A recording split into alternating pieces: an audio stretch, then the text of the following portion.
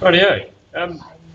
Well, thanks for making it back again this week. So, yeah, I've just been around taking the role, and yeah, and now we're going to get into the structure of building. So we've covered building bushfire-prone areas and consultants and authorities, and now we're getting into the nitty-gritty of the structure of building.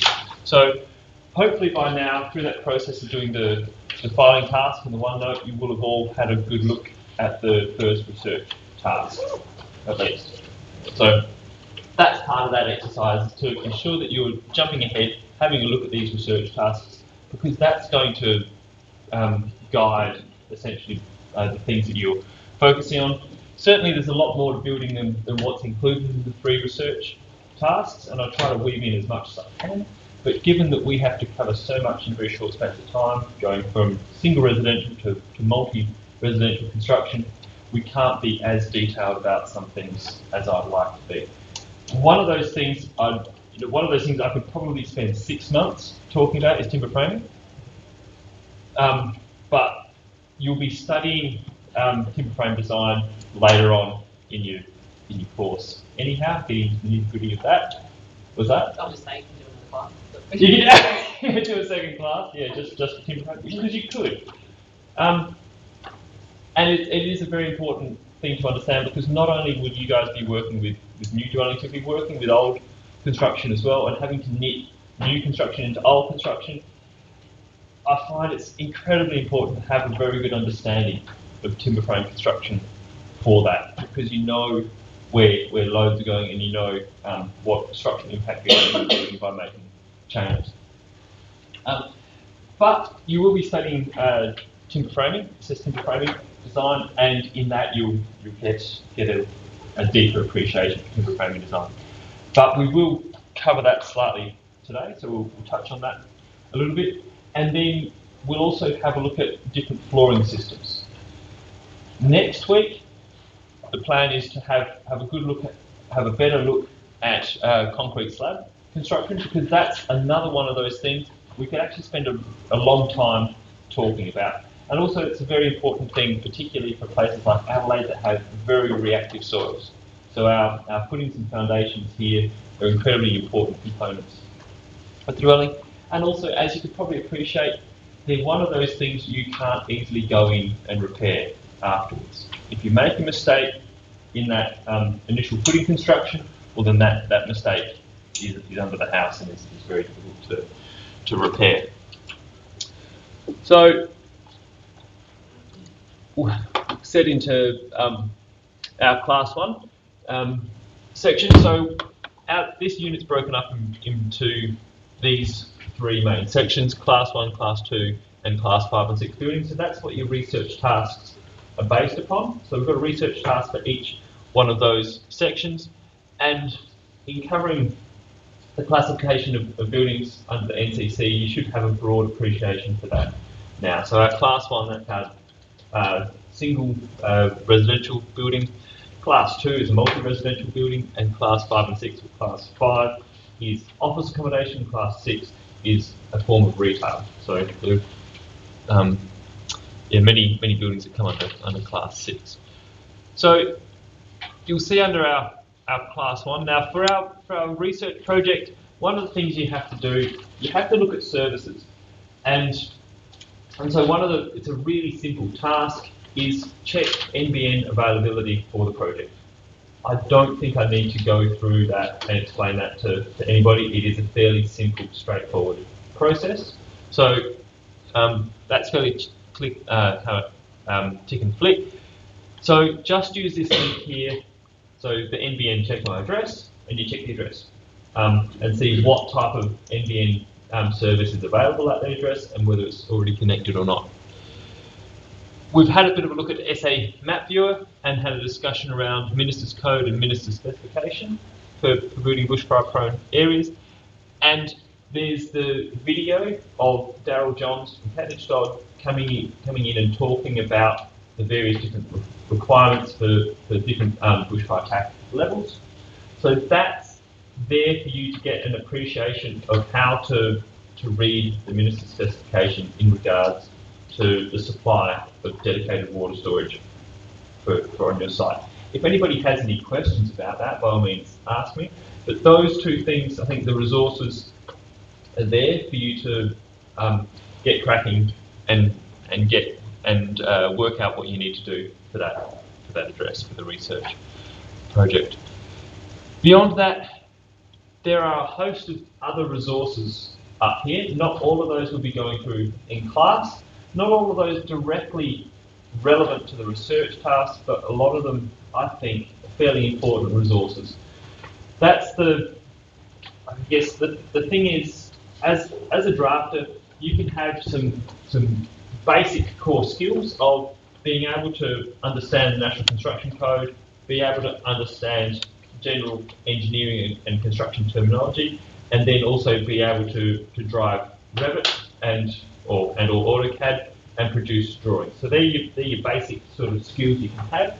But if you want to, there's a lot of value in broadening your skill set within the construction industry. So, because if you want to not necessarily just work for someone as a CAD monkey type thing, and you want to go further, then I think it is incredibly important to get a very good understanding of building and the construction industry in general. So there's a whole lot of extra resources here for you to work through in your own time, if you get that time, or even explore and save some of this for later. So got a sheet here about tolerances and standards. So that's something that isn't necessarily written into the unit for studying, but quite often people think, well, how much allowance do I have here? How to meet the base requirements to build the worst building legally possible? What is my base standard for that? And the Victorian government put together a fairly good fact sheet on tolerances and standards, so you can understand that, okay, well, a concrete floor can deviate by 10 millimetres over the top of that.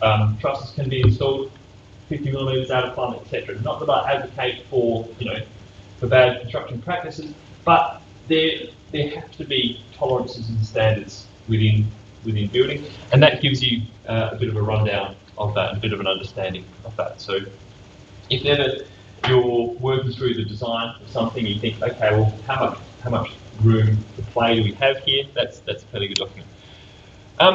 Also, I've got these two sets of slides. One is called design considerations. So that goes through things you would be thinking about for assessing a site. So you've been given a site and you're thinking about doing a design for that. It goes through what are the type of things you're actually going to be thinking about for that site. So it's not necessarily the drafter's role typically to be doing that. You might just simply be doing drawings with somebody else who's doing all of that work, or you may progress and do that, or you may go out on your own in business and do that if you get insurance, professional indemnity insurance to do that. You got a physical look. Yeah, I'm just curious because you've got us that are learning how to do this. So architects, they take our drawings and work on them. I don't know. Yeah. Okay. So yeah, the role of drafting is really varied. Okay.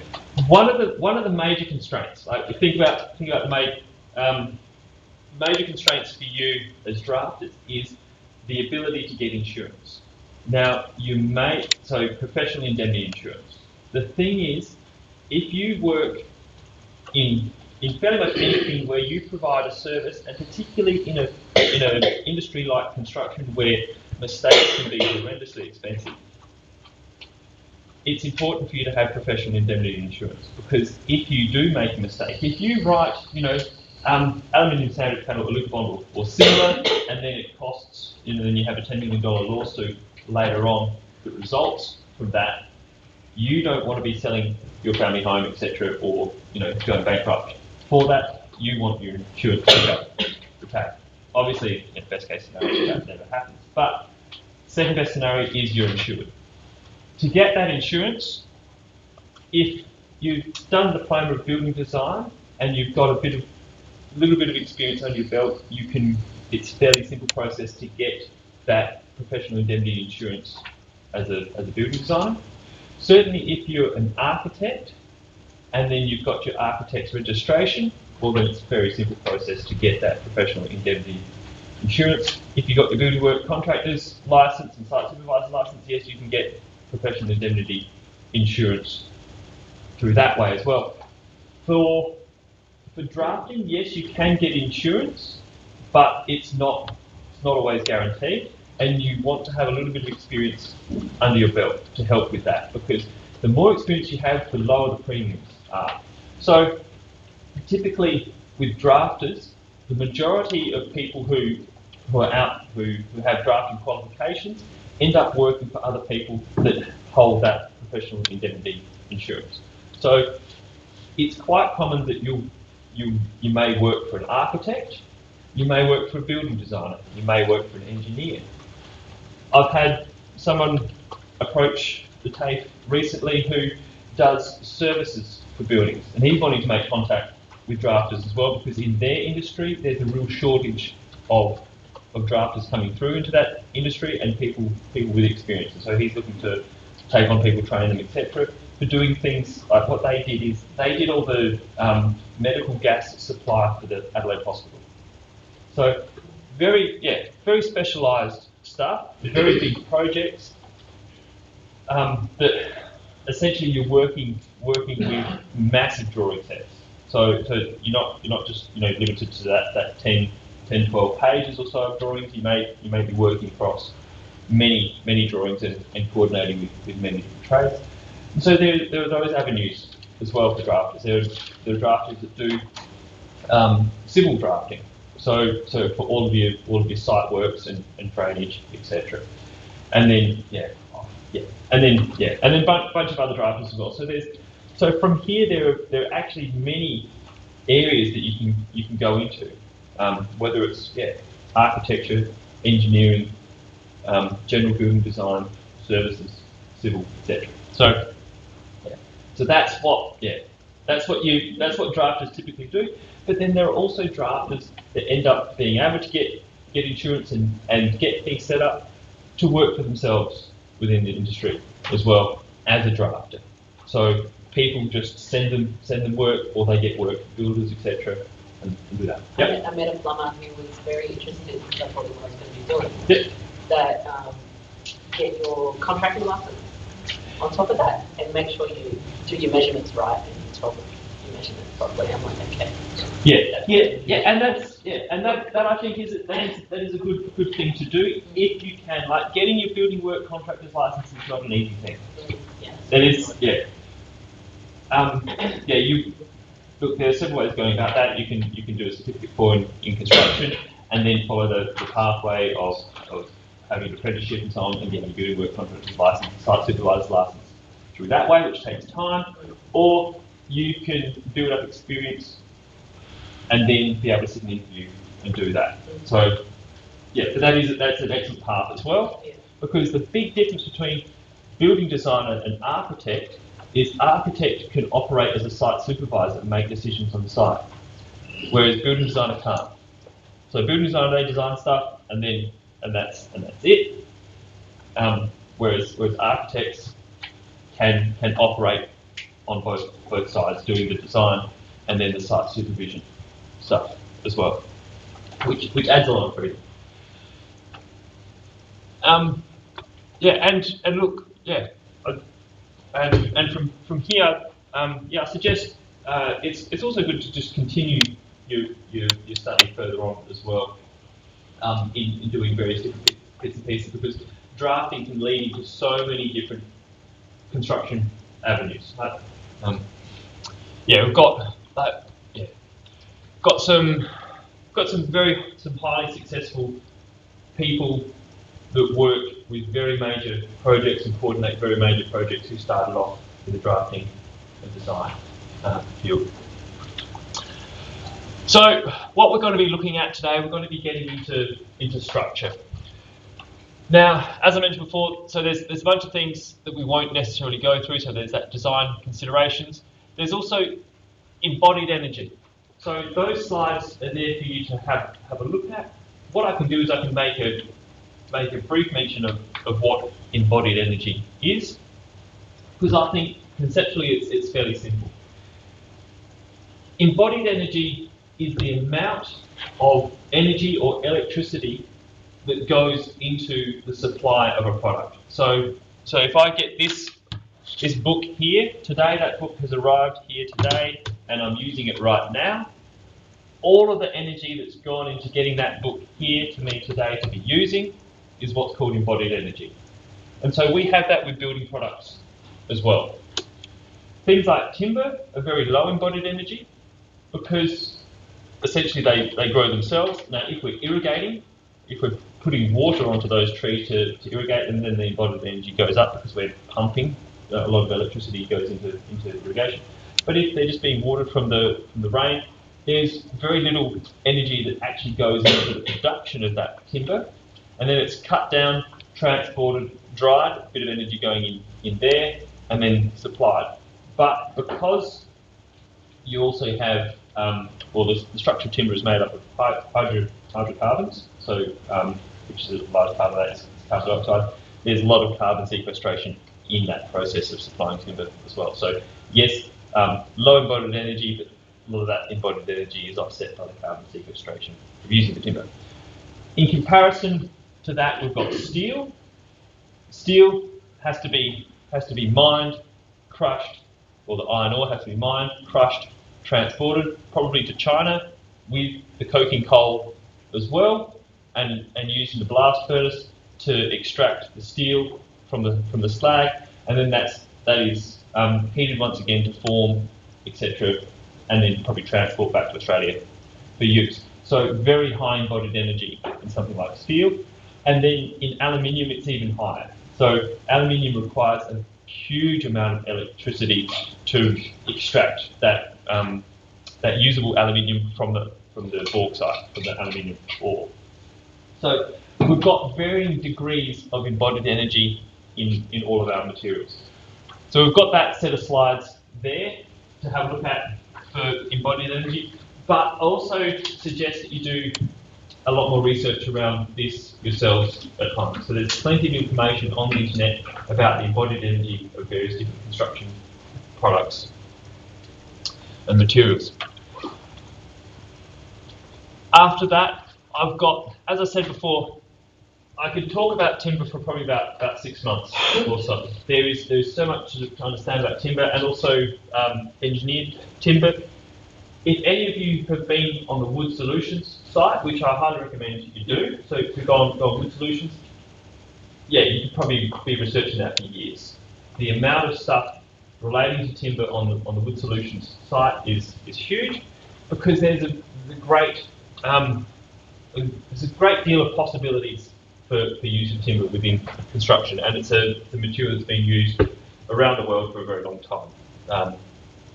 Yeah. You have to sign up for it. Is it free still? Cool. Yeah, you have to sign up for it. Use that Right. website, Okay. Yeah. and you can't just use it. Right. Okay. Previously, you were able to just use it. Yeah. So don't know. I've always just been able to go straight onto there. Yeah. I don't have a login for it. You can look at like a small bit of it, but then it's like you have to create an account and this and that. Yeah, possibly I did create an account for it. I don't recall there. Well, certainly I've never paid anything to access all of that information. So I imagine it's free. It's probably something like the National Construction Code. You just create a login and go in. So we've got a whole series of slides here. Some of those come from Wood Solutions site as well, because being an industry body that advocates for the use of timber, they want to get a lot of those educational resources out there. I do encourage you also to have a good look at these aspects, some of which you'll be covering again in timber frame design when you're doing timber frame design, and other bits I'll try to pick out for us to understand over the various different projects. So our research project 1 and research project 2. What we'll be having a look at today is timber versus steel frame construction, and then suspended floor systems as well. What I'll do just quickly is we'll run through construction sequence as well, because this gives you a good overview of how a building is made and what it's made of. So in getting a vacant site to the point of construction, we follow a process, and that process can easily be laid out in a bar chart called a Gantt chart. However, and you may want to do these things manually like this with an Excel spreadsheet yourself, or there are plenty of project management programs available for managing all of your workflows now as well. But there are some things that you have to do before you do other things. Like you have to do excavation before you do concreting. You have to do concreting before you do structural carpentry. You know, we can't go building a roof and then building wall frames after. There are certain steps that we have to take. We need the frames in place to put the cladding on, etc. And so there are certain things that have to happen before other things, and there are some things that can happen that can be overlapped. So once we've got all our framing up and our roof on, we can be doing a little bit of electrical roughing for electrical and plumbing, while we're also doing other aspects such as roof guttering and so on. So I won't go through everything extensively, but what you've got to do, provide facilities. You've got to bench a site. So typically we work with flat sites, but not always. If we're doing suspended floors, we can handle a sloping site. Site set out. In the main, it's fair. The more accurate you are with your site set out, the better. These timber hurdles get used quite a lot still, because it enables you to mark on there where a string line's going to go, and then you can remove that string line and then put that string line back on exactly that same place. Or it gives you that possibility of moving things sideways, but in that same horizontal plane. The string line, is that meant to know where your slab's going? Exactly. Okay. Yeah. So that's one of your. So when you set out string lines of all sorts of things. So yeah, string. I guess that was probably in time, used for building pyramids. But it's one of those things that hasn't gone out of fashion. It's incredibly handy thing to be using on site for marking out dead straight lines. So that's all marked out, and then you do a topping here. So you've got your site nice and flat, and then you bring in a nice compactable type rubble, but something with really small grains that can be cut out easily with excavation. You don't want to use road base. You want to use what's called a -8 rubble or quarry sand. Bring that in, compact it down, and then wet it to enable nice clean cutting of that. And then typically your trenches are dug by an excavator.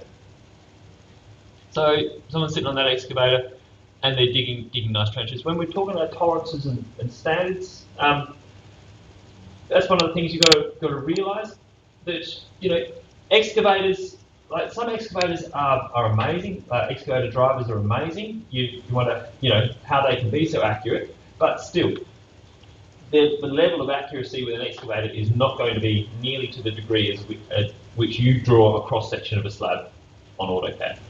So you draw a cross section of a slab and you work out, okay, that's going to take 30 cubic meters.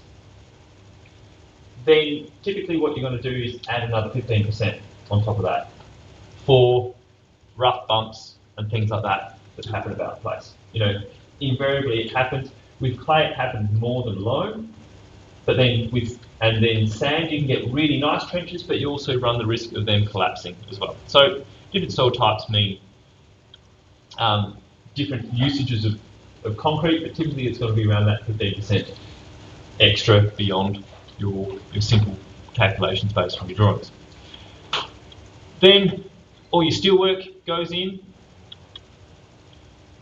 your concrete topping on that steelwork goes in to create to create the slab. So essentially your excavation is the formwork for your concrete. Before your concrete goes in, obviously, all your services underneath go in. On top of that, you'll typically do your framing. We deal very little with solid masonry construction now because of the requirements in the NCC to have insulation in walls. There are avenues around having insulation in walls, but also framing is a very economical way of building. So typically it'll be either a timber frame or a steel frame for your standard residential projects. Many different ways of going about timber framing, and we'll discuss a little bit of that today.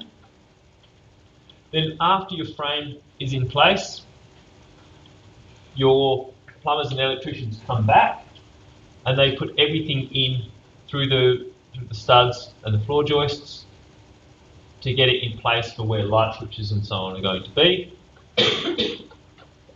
You have your gutters go on, and then you have your roof sheeting go on. And then your external cladding goes on. So typically, one thing we use a lot in South Australia for external cladding of buildings is brick.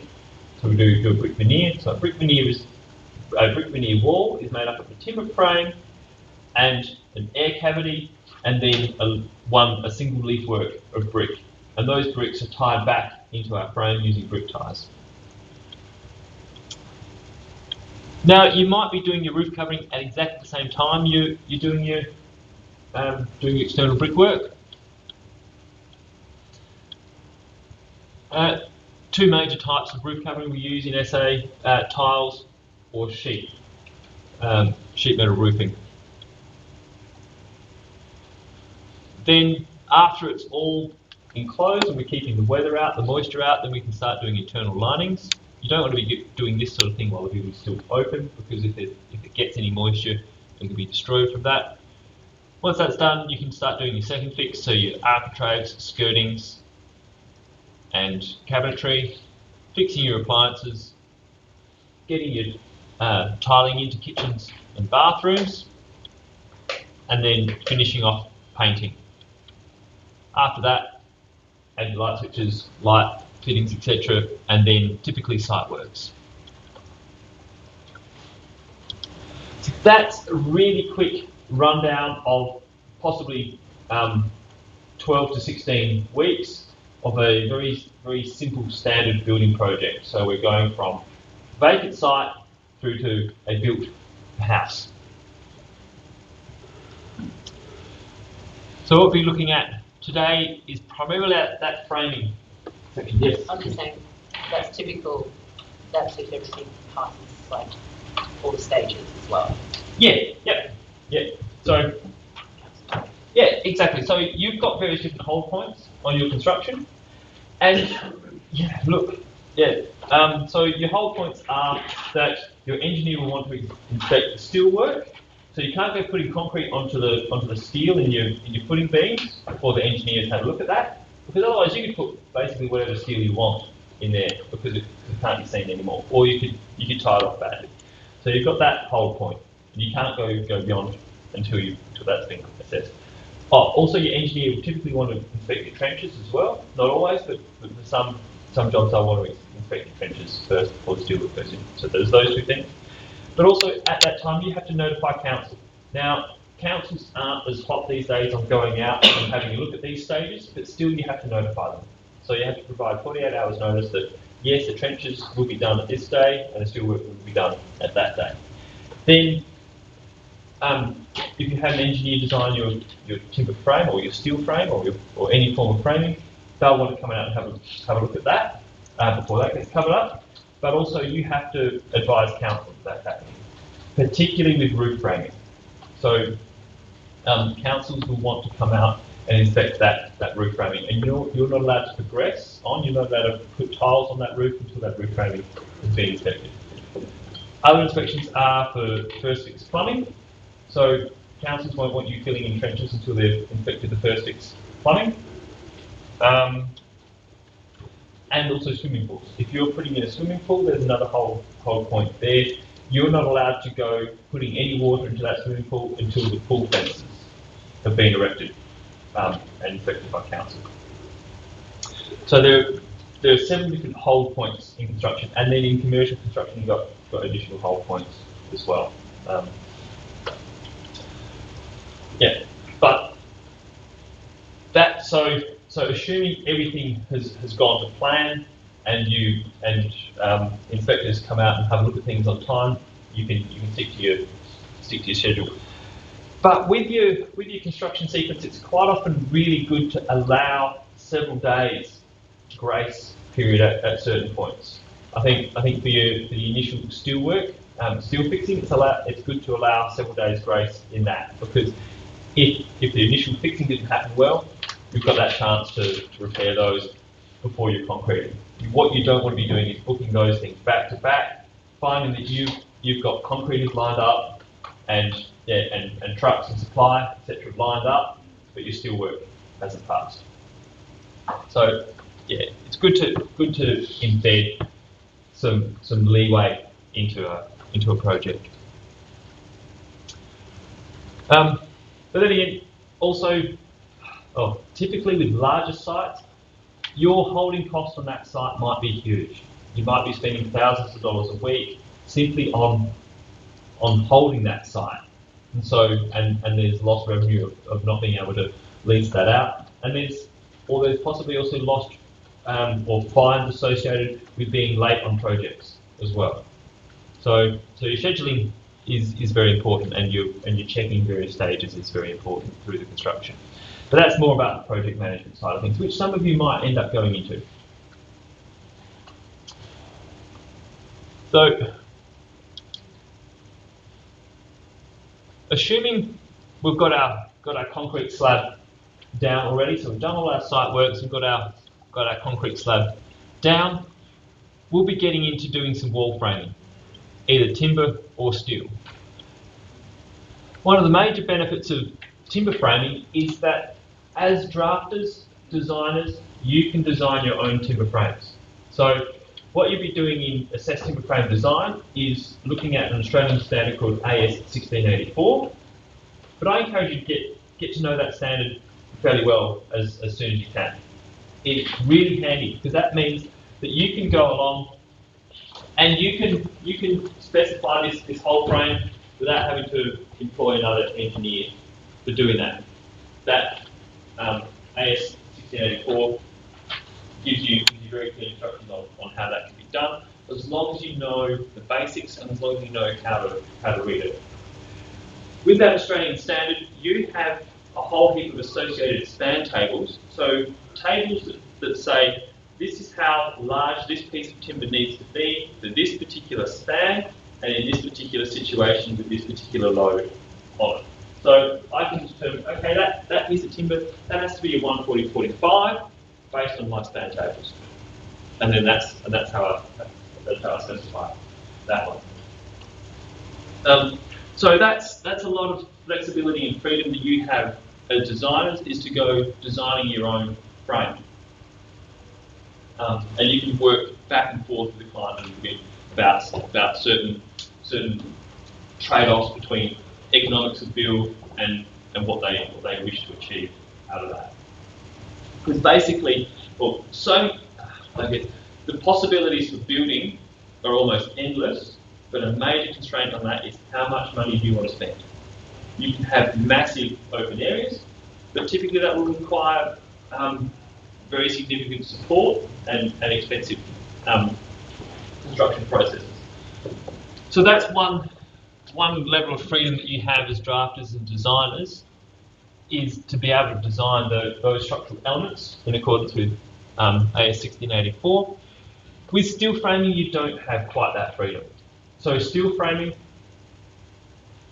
yes, there is the NASH standard for NASH standard for light gauge steel framing, I think it's. Anyhow, there's the NASH standard, and there are also various different span tables for light gauge cold rolled sections of steel. Now, I call this light gauge cold roll because it's thin, it's less than 3 millimeters thick, and you don't have to heat that steel up to form it into shape because it's so thin. So, and that's what your steel frames manufactured with. So yes, you can get span tables for those as well, but typically you're not going to be able to go through and design a whole building framing system with light gauge steel framing like you can with timber, because the product, the manufacturers of those steel sections, they have their own design software. They'll put designs into that design software, and it will specify the size, fixing, span, etc. of all of those members. And really, you can't compete with that. So the manufacturers typically have their own design software, and they handle that. So what you do is you go, this is the design we want to build. That goes, you send that to Superlock or something like that, and then go, okay, this is all the bits, right? And this is all the engineering, and then you order your bits. To go with that, what that doesn't allow is that doesn't allow flexibility once you've got that all sent off, you don't really have that flexibility to muck around with things anymore. And you also don't have the flexibility for a carpenter or so to muck around with things on site. Not that that's really a desirable situation, but it does happen. Steel framing is far more locked in. Benefits though of steel framing are that, okay, termites don't want to eat steel framing.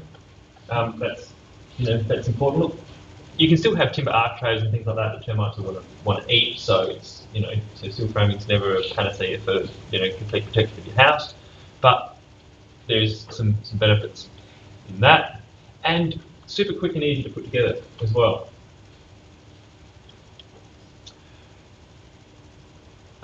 So currently most common is timber, but because you have major builders that have working relationships or even own steel framing companies, a lot of your major builders are now going with light gauge steel framing. But still, for sort of more interesting bespoke design, timber's one of those things that has more flexibility in that. Oh, I mentioned AS 1684. There's also Australian Standard 1720 for more complex timber engineering. So that's quite a bit more involved. AS 1684, you can learn to navigate that fairly quickly and easily. AS 1720 is a little bit more complex and requires a lot more first principles calculations, but also gives you a guide to be able to employ more interesting construction processes for timber. So with any structural element in a building, we have to think about loads, where various different loads and stresses are coming from, and how we deal with those loads, whether we resist those forces, to move with those forces. So we've got vertical loads, so roof loads. So when you put cladding on a roof, that imposes a load, just a gravity on that frame. You've got loads such as people. So we all enter the building. What we're probably adding close to 2 tonne to this floor as we come in. So there are loads from people, and then someone wheels in a grand piano. We're up to probably 3 tonne or so in here. So we've got loads live loads that will change due to occupancy of a building. But we also have other loads such as wind loads. So wind acting on a building will want to push a building over, but it will also want to suck that roof off to an extent as well. And that is something that happens every now and again, is you do get roofs sucked off of buildings, even in places like South Australia where we don't have cyclones. So it happened at Blyth a couple of years back. Does anybody know where Blyth is? No, that's fine. It's 100 place, about 2 hours north of here. Yeah, a roof of a church got pulled off and dumped on a building next door. So they had their miniature little cyclone event there, very, very localised, but yeah, it took a roof off one building and landed on another. Down at Meningie, does anyone know where Meningie is? Nah, that's all cool. So these are projects that I worked on for rectification stuff. So yeah, down at Meningie there was a building on the edge of the lakes. There, once again, roof pulled off that and dumped, all sections of roof pulled off that and dumped behind it as well. Being right on the lakes there, and then having the Coorong and the Southern Ocean just across from that. So Meningie's right down on the lower lakes at the end of the Murray. You've got this big expanse of water, some sand dunes, and massive expanse of water than Antarctica. So you get some really strong winds that come through there with the skilling roof facing the other way against that wind. Possibly it's bound to happen. Anyhow, so we do get events where roofs are sucked off and so on, and we have to resist those. The way we resist those is by what's called tie downs. So we fix those roofs thoroughly into the frame, then the frame is fixed thoroughly into the footings, and typically that's going to be a concrete slab. So you're really going to have some crazy strong winds to be able to pull up a concrete slab. So if we tie into that adequately, well then we're quite safe. But it's not just those actions of lifting things off. There's also those racking forces, and that's what we have bracing for.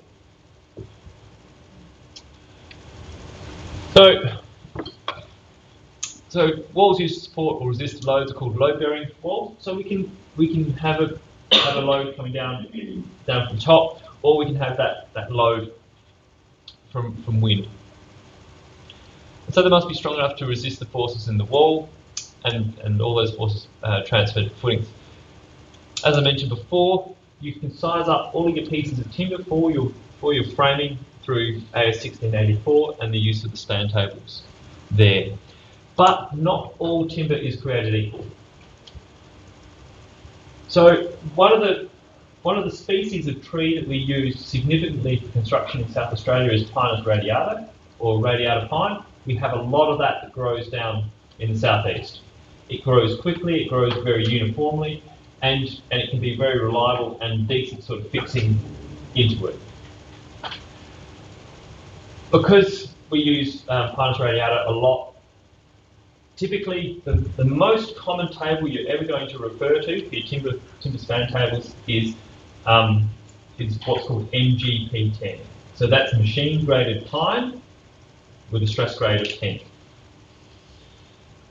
You can also, if I was to go straight to a timber supplier today and go, yeah, I just want a piece of 90 by 35, chances are I'd get 90 by 35 MGP10, but they might not have it in MGP10, they might have MGP12. That's slightly stronger. What I always do is I design with MGP10 in mind. If the supplier has MGP12, well, that's it. I don't have to go change anything. If I go requesting MGP12, I run the risk of the build going in there and not being able to get it. So, by and large, what you're going to do is design with MGP10. But you're not always going to be using machine graded pine. Sometimes you'll be using Australian hardwoods. A really common one is your WA hardwoods, because from WA we get things like kauri and jarrah.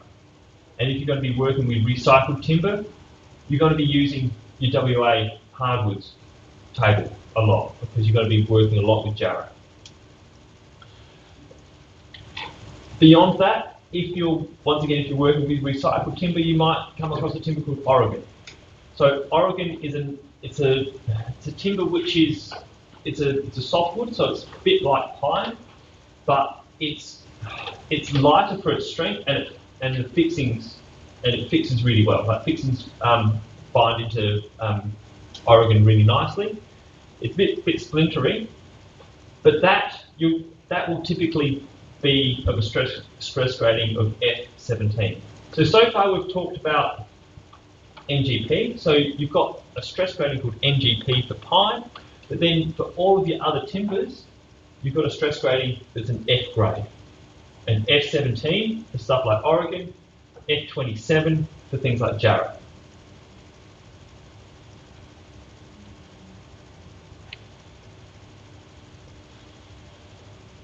Not all of your buildings in a house frame are going to be load bearing. Typically, if you use roof trusses, so roof trusses are large triangular sections that are formed off-site. They come as these large triangles to site and you just crane them on or lift them on for the smaller trusses. And then fix them down. Those walls that are sitting in here are not load bearing because the trusses span from one side to the other. In fact, you don't want them to be load bearing. The reason for that is when you've got wind pouring over the top of this building like this, that truss will move up and down slightly. So that bottom chord will bow a little bit. And so you actually have to have a slight gap between your walls and the bottom chord of that truss to allow a couple millimetres of movement.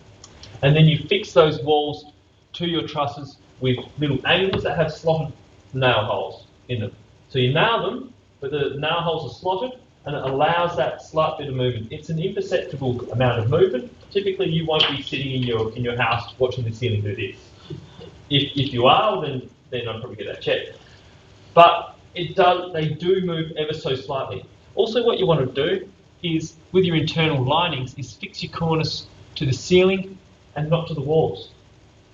Because that will allow that cornice to move ever so slightly, with that bottom chord moving ever so slightly without cracking paint along the bottom.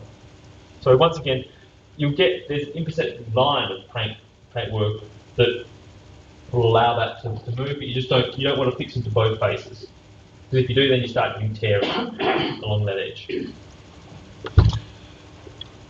But spoke about pine, load bearing, non-load bearing walls. So whether you're using trusses or whether you're building up a roof, you can call it conventionally pitched or stick built.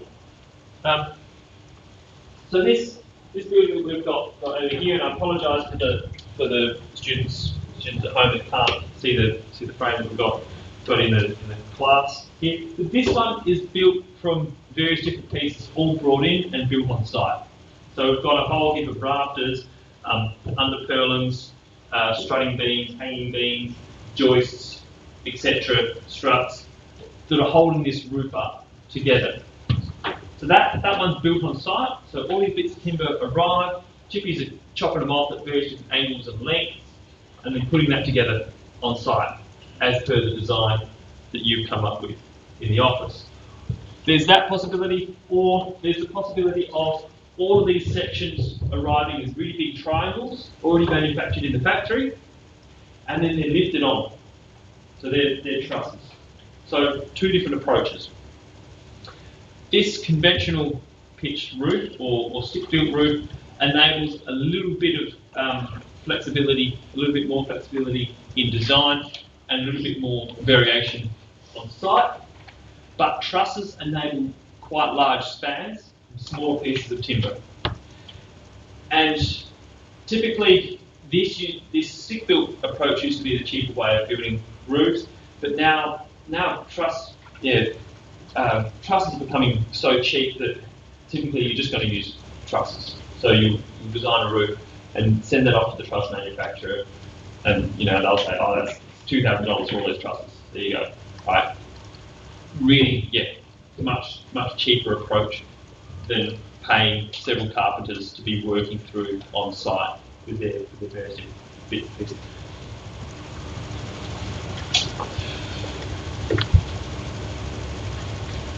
But whether we're going for a truss roof or a conventionally pitched roof, typically our wall frames around the outside of the building are going to be the frames that are going to be load bearing. So they will bear the load, the roof load, but then they'll also bear those wind loads. It is really important that you get to know your terminology around framing, but around everything construction. I find terminology is one of those key elements to being able to remember and to understand. or your various different elements. But also, it's not just for your own ability to remember and understand all the components, but also if you have to convey that to somebody on site, if you're talking to a carpenter, you definitely want to at least sound like you know what you're talking about. Or if you're trying to convey something over the phone to a truss manufacturer or something, you definitely want to have all of that terminology at hand in your head. So if you're going to go away and study anything from the slides, I think this one is a really good one to study, to understand all your bits and pieces of your wall frame. Going through the wall frame, we've got our piece of timber at the top here called a top plate. Typically, and you'll hear me refer to things like 90 by 45, 90, 35, 70, 35, 90, 35, etc. That's the dimensions of your timber. So your radiata pine in your sawn sizes will come in typically those sizes. So 90 millimeters wide by 30 millimeters deep, or 90 millimeters wide by 45 millimeters deep. There's a significant price difference between the two. So 90-35, you'll get that for probably less than $2 a linear metre, whereas 90-45, you're creeping up towards $4 a linear metre. Because I'm not entirely sure, but I assume you've got a little bit more timber in that cross-dimensional size, but it also takes a lot longer to dry that out in the kiln, because you've got 45 millimeters of thickness to extract moisture from, as opposed to 35 millimeters of thickness. Anyhow, your top plate, that will typically be a 90 by 35 if you have all of your rafters from your roof landing straight over top of your studs. So if a rafter, this piece of timber here in a roof, lands directly over top of a vertical member in the frame, in that stud, then you only need to use a 90 by 35 top plate. But if you can't be lining those things up for one reason or another, then you put in a thicker top plate here. So that piece of timber to disperse those loads. So you're going to be putting typically a 90-45 on your top plate. So that's the role of that top piece of timber on your frame, is to transfer those loads and also be a fixing point for your rafters.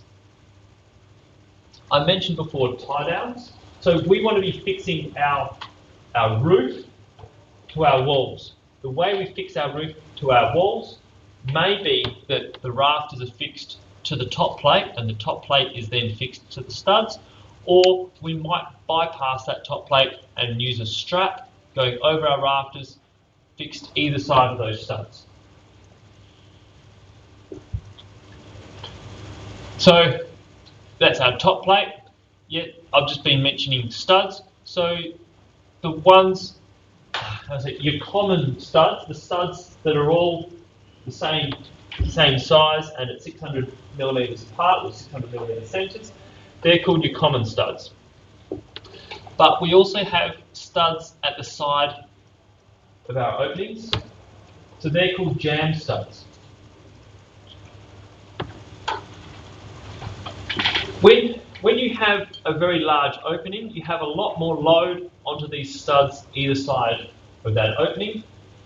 Because you have more load, you have to have, although AS 1684 says you have to increase the size of your studs.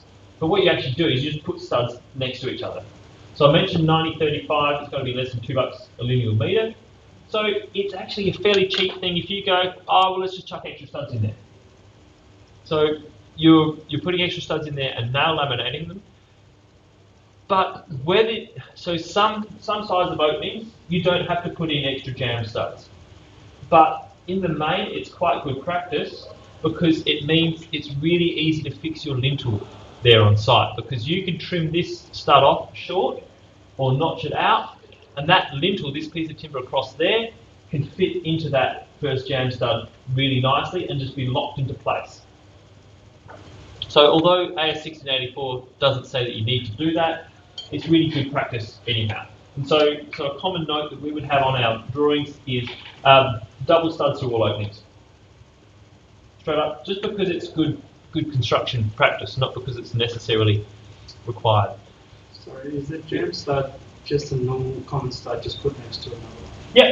Yep. And then nail laminated together as well. Not different in any other way. It's not different in any other way. Yeah. In fact, you don't want it to be different in any other way either. Then, so that's our jam studs, and then we've got these little short ones called jack studs. So you have them on top and beneath an opening to help, so you've got something to fix your plasterboard to, but then also so that you've got something to support your top plate and transfer those loads to the lintel. And then underneath that, once again, you want something to fix plasterboard to, or your brickwork to, but also you want something that supplies stability to that sill trimmer as well. We don't want that sill trimmer to be flapping in the breeze. In fact, we don't want anything in a frame to be flapping in the breeze. Then I mentioned lintels. So lintels are a piece of timber that spans from one point of support to another point of support to support roof loads above a frame. So whenever you have an opening, you have a lintel of sorts. Now a 900 opening will just require a 90 by 45 lintel. So 90 by 45, very common piece of timber, very simple small lintel, but still, for all intents and purposes, it's still a lintel. Then several different ways of setting in a lintel. One way is we can set that in directly above the window. The other way is we can set it in directly beneath the top plate and then have jack studs down to a lintel trimmer. I've never specified to a carpenter which way they have to set them on site, so that's typically a decision which is made by the carpenters on site as to what's going to be most practical for installing and or installing the lintel and installing the windows or doors that are going into these openings. Then working all the way down through our frame, right at the bottom we've got what's called a bottom plate. So if we're going straight onto a concrete slab, essentially that bottom plate isn't really spanning anything because it's just running directly across a piece of concrete, so it's not deflecting at all. But what it is doing is it's enabling a way of fixing those studs into position. What we don't want to be doing is fixing each of those individual studs to a concrete slab. If you can imagine how complex that is in fixing timber to concrete using masonry anchors, it's going to be so much easier to fix all of those studs to a bottom plate and then fix that bottom plate to the raft slab. So we fix that to the raft slab typically by drilling holes through it and drilling into the slab and using things like blue tips, which are really coarse threaded screws that get driven down and they cut a thread into that concrete slab and bind it. They've got a little bit of glue on the top as well that sets them into that concrete. So that, or expansion anchors such as Dynabolts. Does everybody know what a Dynabolt is? No? Yes, no? Dynabolts are, it's a masonry fixing where you've got a sleeve and then a rod inside that sleeve, and that rod is bell-shaped at the bottom with a screw thread on the top. So you put that down into the concrete and then tighten up the screw thread at the top, pulling that bell shape into the sleeve, wanting to expand that sleeve out into the hole that you've drilled. So that way, so you just tighten those up with a little rattle gun on site, and it locks in there really tight. One of the drawbacks of using expansion anchors is that they put outward pressure on concrete, and if you're fixing them really close to the edge of your concrete, it pops concrete off. So always, and that's an important thing for drafters to take note of. If you're specifying masonry anchors, always have a look at the edge distance that's specified by the manufacturer. Because if those masonry anchors say that you need 90 mil edge distance and you're running your framing right on the edge of your slab, well then you're not going to achieve that 90 mil edge distance because your framing is 90 mil wide. So that's a trap for young players specifying masonry anchors, and so one of those things you'll probably want to put in your folder, your series of folders for design guides and things like that, is either like a Ramset catalogue of all your masonry fixings.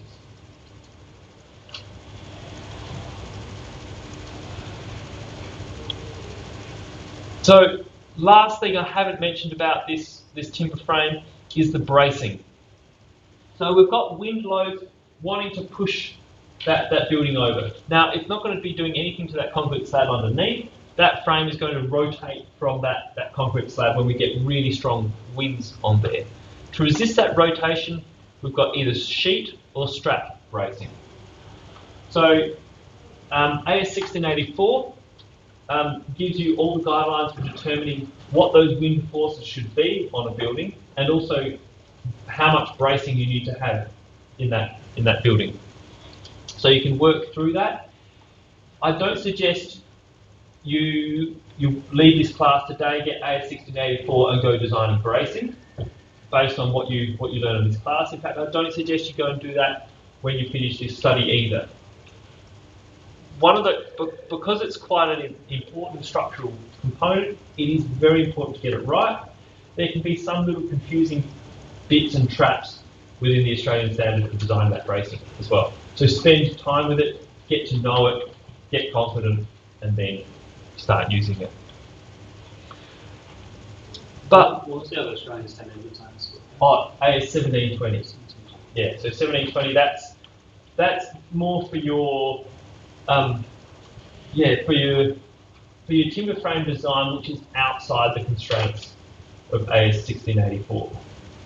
Because AS 1684 has some constraints, like the steepest pitch of roof you can do is 35 degrees, so you can't do a 45-degree roof pitch using AS 1684.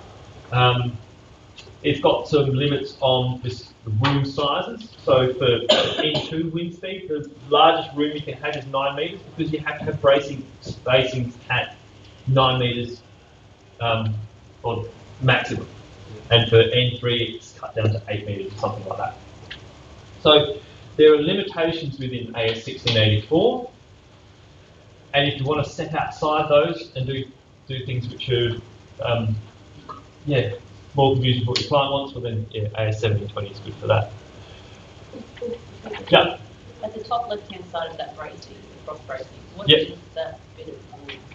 That little bit of wood, that's actually I don't know, but what do we call it? Just a bit more of a lintel type thing or bracing? No, call it.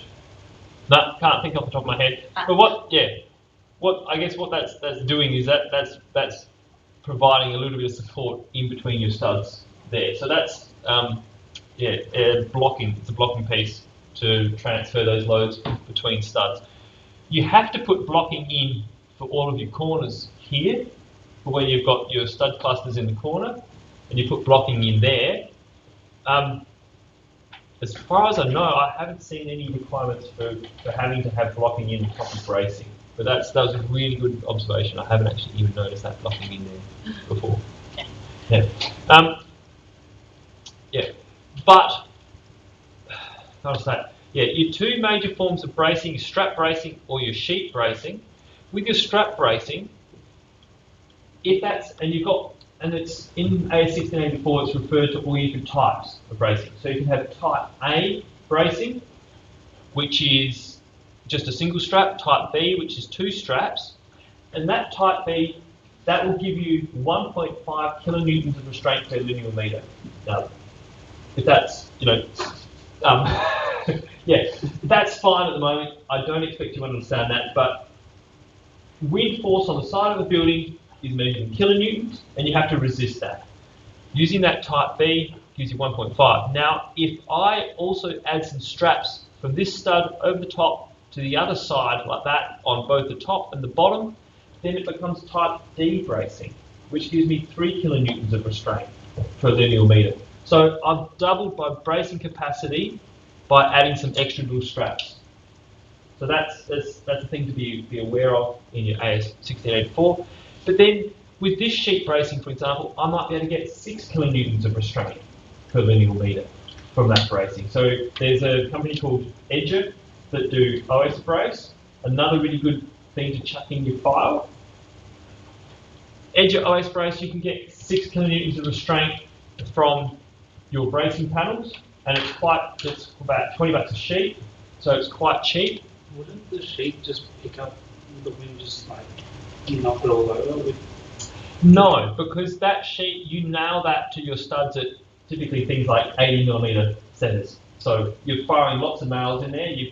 It'll pick up the wind and just push it all down. No, because yes.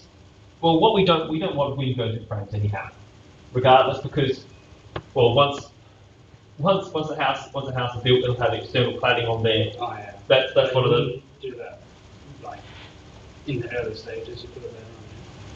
No, you do put once it's on all the way around the building, the bracing in this direction will resist the forces that bracing there is receiving. And we also don't have our roof cladding on at that point anyhow, but you have picked up on a really good important distinction between permanent and temporary bracing. Because I have seen house frames come down during construction as well. So some gusts of wind, out working on a site outside of Cliver. I was not on that building site, I was looking across at it, but yes, this whole house, all these carpenters were running away from it, the whole house frame fell over. It was a really strong gust of wind, I'll give them that. But that's to do with your bracing you do on site. So typically while you're standing up your wall frames, what you're going to do is have another piece of timber coming out here to a peg in there in the ground and shoot a couple nails in there to hold that all up while you're putting it together. And you might also have timbers going across corner to corner of your top plate like that, holding that all together as you're getting stuff in, because you want your frame to stay plumb and square, and you don't want it to be affected by wind gusts while you're doing that. So you do all this temporary bracing, and once all this is in place, then you take away that temporary bracing, or you take it away progressively. So that's for the carpenters to deal with. But what we design as designers and drafters is the bracing. Well, you might have an engineer design that as well, but but the capacity is there for you to do that through AS 1684.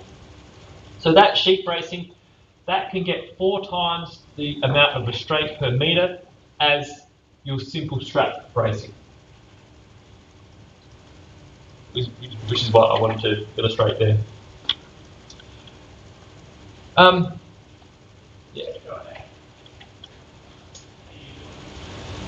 I'll leave it at that for now. In terms of understanding bracing, you'll get to learn a lot more about that in your timber frame design, but very important component of the building. So, we mentioned our bottom chords, our bottom plates, won't go into those in detail. Mentioned our common studs. One thing we didn't mention about our common studs are these little pieces that go in between the studs. So they're called noggins, and they help stop that stud deflecting sideways under load. If we were to put our loader bucket on top of that accidentally and push that frame down, that stud will want to go out one way or the other as it gets squashed. If we put in noggins here like that transfers those loads to other studs, which transfers them to other studs effectively through the entire frame and gives them additional strength in doing so. Because those noggins are important for providing that additional strength, there are requirements about the spacing of noggins. So the spacing of noggins can't be any greater than 1350 millimeters, center to center. So if I'm doing a 2400 high ceiling, so approximately 2400 high walls, I can have one line of noggins through there because they'll all be at 1200 centers. If I'm doing 2700 high ceilings, I can still have one line of noggins, but they can't be staggered like this. They have to be in the same line. Staggering your noggins is much easier for fixing, as you can imagine, because you put them in there and you shoot your nails in on the side. If they're all in line, then you have to do skew nail fixings. But if I'm doing 2900 high ceilings, well then my spacing's too much, and I've got to put in 2 rows of noggins like that. Sorry, what was that? 1310? 1350.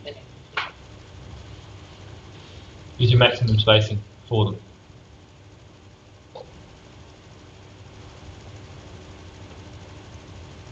So, things to mention about our common studs. Typically, they're going to be, well, the most common size of timber to use for your studs is 90 by 35 millimeters. And 90 by 35 is a really common piece of timber in a frame. And those really common pieces of timber are typically much cheaper than the less common pieces of timber. So if you can be doing everything in your frame with 90 by 35, it's going to be a cheap frame. If you're really scrimping and you really want to cheap out, you can go to 70 by 35. You can get 70 by 35 slightly cheaper, but the difference is not very much. You can actually do your studs in 70 by 35 for some situations and for internal non-load bearing walls. But yeah, as I said, there's not a great deal of cost difference between them, and at a couple of dollars a linear metre, chucking extra studs in isn't all that expensive. When we go to do our wall frames, typically those studs will all be spaced at 600 centres.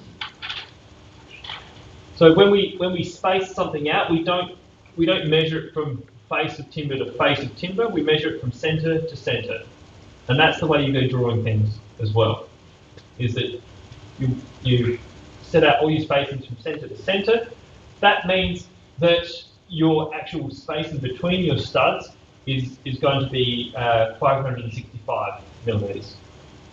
Because it's 600 centres minus 35 millimetres. So your studs are typically spaced at 600 centres for a whole host of reasons. And that essentially that goes right back to the dimension of a brick, but we'll talk about that later on in brickwork. But you've got all these standards that relate to things like 600 centres. So for fixing in brick ties, they're at 300 centres or 600 centres.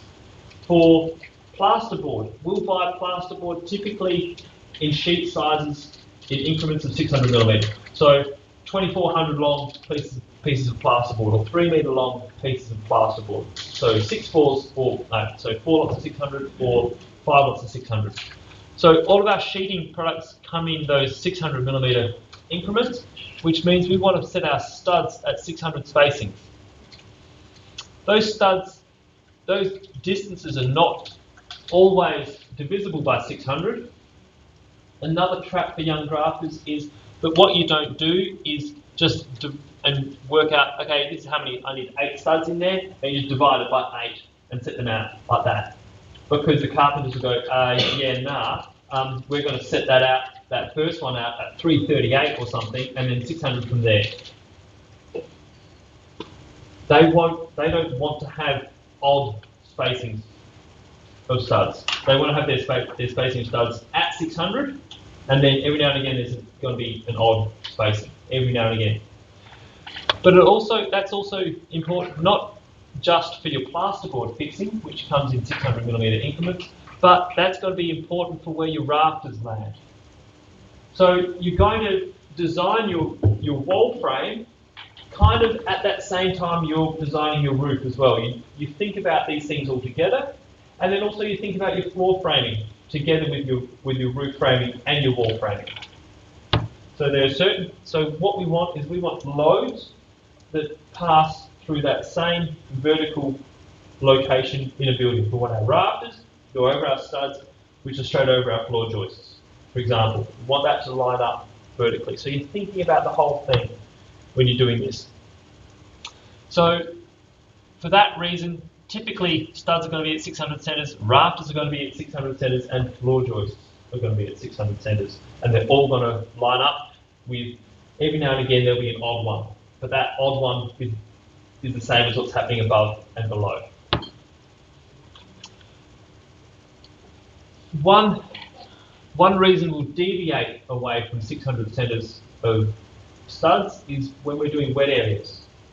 Because wet area linings will typically require more fixing because we're adding tiles to them. Because they require more fixing means those fixing spacings are close together, which means we're spacing our studs at 450 centres.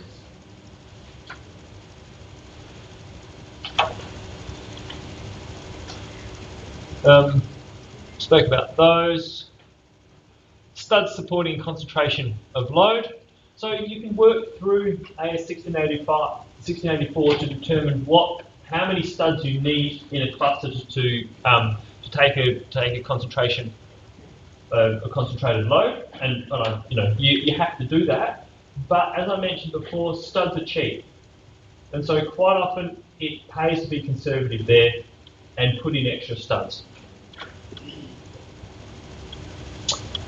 Mentioned noggins sufficiently, I think. When we've got wall junctions and corners, we have what are called stud clusters. So our studs go in a line, but then when they go around a corner, they'll go up here to show this stud cluster. So you can see there's a whole bunch of studs right next to each other in that corner. The reason we need a whole bunch of studs together in that corner is because we need two internal faces on that corner to fix plasterboard to. So we have to have studs facing that corner for fixing plasterboard, but then we also have to have studs with external faces out here if we're going to be putting on external cladding and fixing that cladding to the corner as well. So we have to arrange studs in order to provide faces for fixing to. To help support those studs at midpoint, just like we have noggins, you put blocking in there. And then fix that blocking into place, help transfer loads horizontally in those studs. Sometimes when we have a wall intersection with an external wall, so an internal wall intersecting with an external wall, we want to have horizontal sections in there for fixing our first stud too for that wall.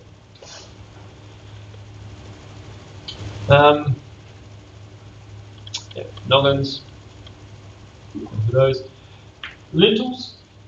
So typically, now when I started drafting, I was sizing up a lot of lintels through the span tables in AS 1684. So calculating roof loads and then specifying lintels through AS 1684. But I don't do that now. Because a lot of your lintels, that's for using your standard sawn timber, your natural timber. But we have engineered timber now as well, so LVLs. That's how to say it? They're basically big jumbo pieces of plywood. So it's lots of lamellas of timber all glued together to create a beam, and they're much stronger for cross section than a naturally sawn piece of timber. And so AS 1684 doesn't have those within its span tables because they're all manufactured products. So the manufacturers own, essentially that engineering around them.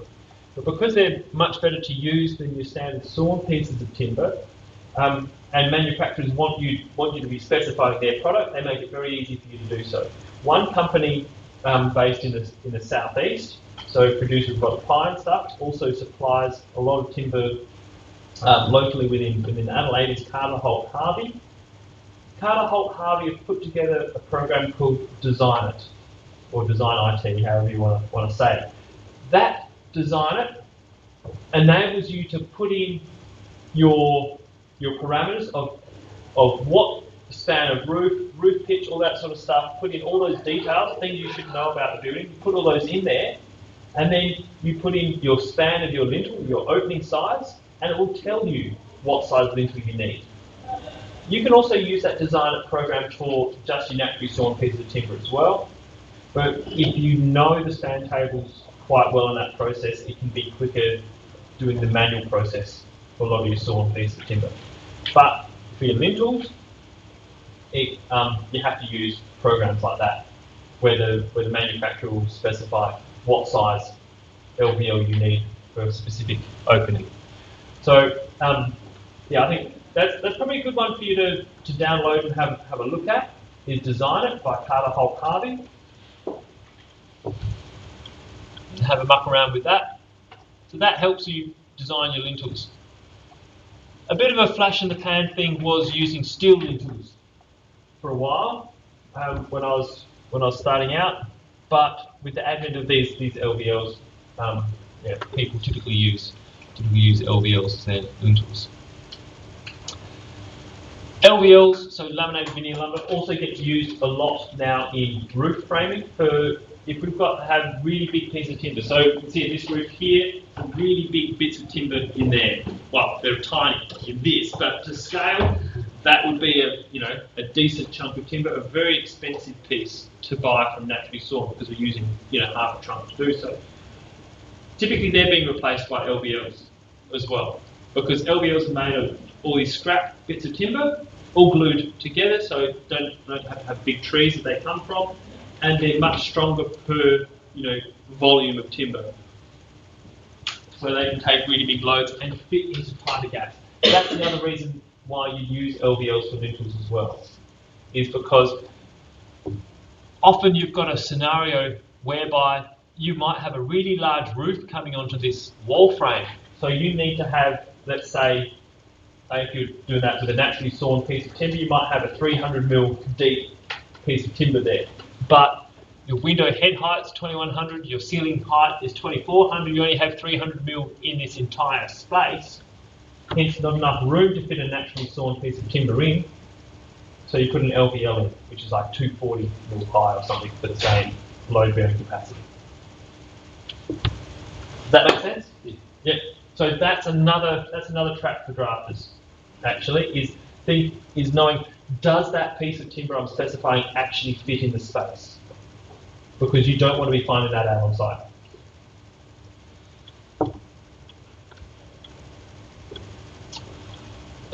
It talked about top plates, etc. So this is a little bit more about designing bracing. So bracing is determined by the amount of area that the wind is acting upon on the side of the building. AS 1684 sets out the process for calculating that. Basically what you do is you use the whole roof area plus half the wall area to determine how much force is acting on that building. And then you've got various different kilonewtons per square metre per your wind speed. So I won't go into that in detail. You go into that in detail in assessed timber framing. But that bracing provides stability to it. I mentioned before this sheet bracing, so it's sort of $20 a sheet or so for 2400 by 1200 means you can actually clad a building with continuous bracing for, it's not all that expensive, like $300 or something like that.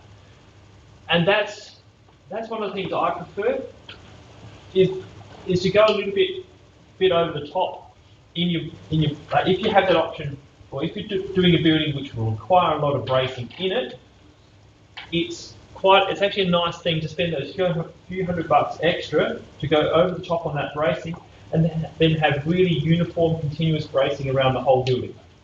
Because yes, we might be able to supply the right amount of restraint by having bracing here and then no bracing there, but what you end up getting is discontinuous support. So you've got support here, but then no support there in that section. Whereas if you continue sheet bracing all the way around, then you've got this really uniform, or much more uniform support in your frame.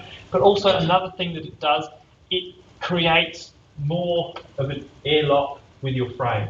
So it doesn't give you insulation, so to speak, that counts for your energy rating, but it does actually help minimise the amount of air transfer between your frame and the outside.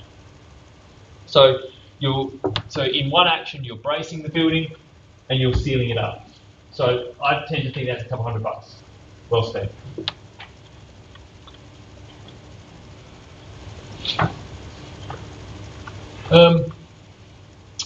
So that's, yeah, that's sheet. You can also use plywood for sheet bracing as well. And also there's another product called hardboard that you use for bracing as well. But what you'll probably see is for a lot of new constructions, you'll see OS brace used a lot, certainly here in South Australia. does everybody know what oriented strand board is? Or has anybody seen that before? No? I'll quickly Google search it because I'm fairly sure that when I put it in there, you go, oh yeah, I know that stuff. So OSB, see what comes up with OSB. There we go. OSB, oriented strand board. So people seen that stuff before? Yeah, exactly. So it gets used in pallets and boxes and all kids' cubby houses, all sorts of stuff. That's that sheet bracing stuff I was talking about as well. So you'll see that a lot on new builds going up, particularly if they're 3 stories, you see the whole bottom section clad in that, because with the 3-story, obviously, right at the bottom, you need a lot of bracing to stop it. So that's strong. Well, yeah, if fixed adequately, it gives you 6 kilonewtons of restraint per linear metre, which is pretty decent, but for something that's only 6 mil thick. Are they all the same? The bracings with the same width? Well, Length? all your Thickness. thickness, yeah. Well, all your your hardboard I think is 5 mil thick. Okay. Your OSB is 6 mil. Your plywood can be various different thicknesses. Yeah. So no, yeah. So you want to stick to the one product. You don't want to go part hardboard, part OSB, part plywood. That'll be a dog's breakfast. And if you're doing external lining on it, they'll go like this. That's the other thing I didn't mention is that if you're doing brick veneer cladding on the outside of a building, then it's really quite simple in terms of bracing. You can have bits and pieces sticking out a little bit into that air cavity. So with brick veneer, we have timber, then we have an air cavity, and then we have bricks on the outside. So you can have things poking into that air cavity. When you've got a timber frame and then you've got external cladding fixed directly to that timber frame, you can't have things sticking out a bit. So the other thing is, if you're doing external cladding on a building like weatherboard or something like that, and you're specifying sheet bracing in one section, then it's also good to just put sheet bracing all the way around that building, or at least all the way along that wall. Because otherwise, if you specify sheet bracing at one point and then strap bracing on that same wall, then carpenters on site, well, they're going to have to do that because that's what you specified, but then they're going to have to get some extra sheets of OSB and just cut lots of rips, so cut lots of thin strips, 35 mil wide, and nail them to all the studs all the way along that wall where you don't have sheet bracing, to pack it out enough so you don't have weatherboards doing this. So that's another sort of thing to think about if you're designing bracing, a bit of a trap for drafters. So you mentioned the thicknesses your bracing comes in. Your strap brace, well, that's 0.8 millimeters thick typically. So you buy in typically 30 meter rolls of 0.8 by 30 millimeter strap, and that strap, that 30 by 0.8 galvanized iron strap, gets used for bracing in a diagonal fashion. But then it also gets used for tie downs. So for tying your rafters to your studs. Has anybody ever driven past a construction site and seen a wall frame there and then seen all these little bits of flappy metal sticking up the top? Yeah. Maybe. Yeah, I don't have an image for that to pull out straight away, but it is something you see a bit when you've got wall frame sitting there and then there's all these bits of galvanized iron strap just poking up around the place. The reason for that is because that's where they're going to be tying their rafters or trusses down to the wall frame. So they've done their wall frame and they've put in all their little bits of galvanized iron strap, which is exactly the same product, but they use it as tie downs for tying over their rafters. So when they put their rafters in there, they pull it over and then nail it on the other side.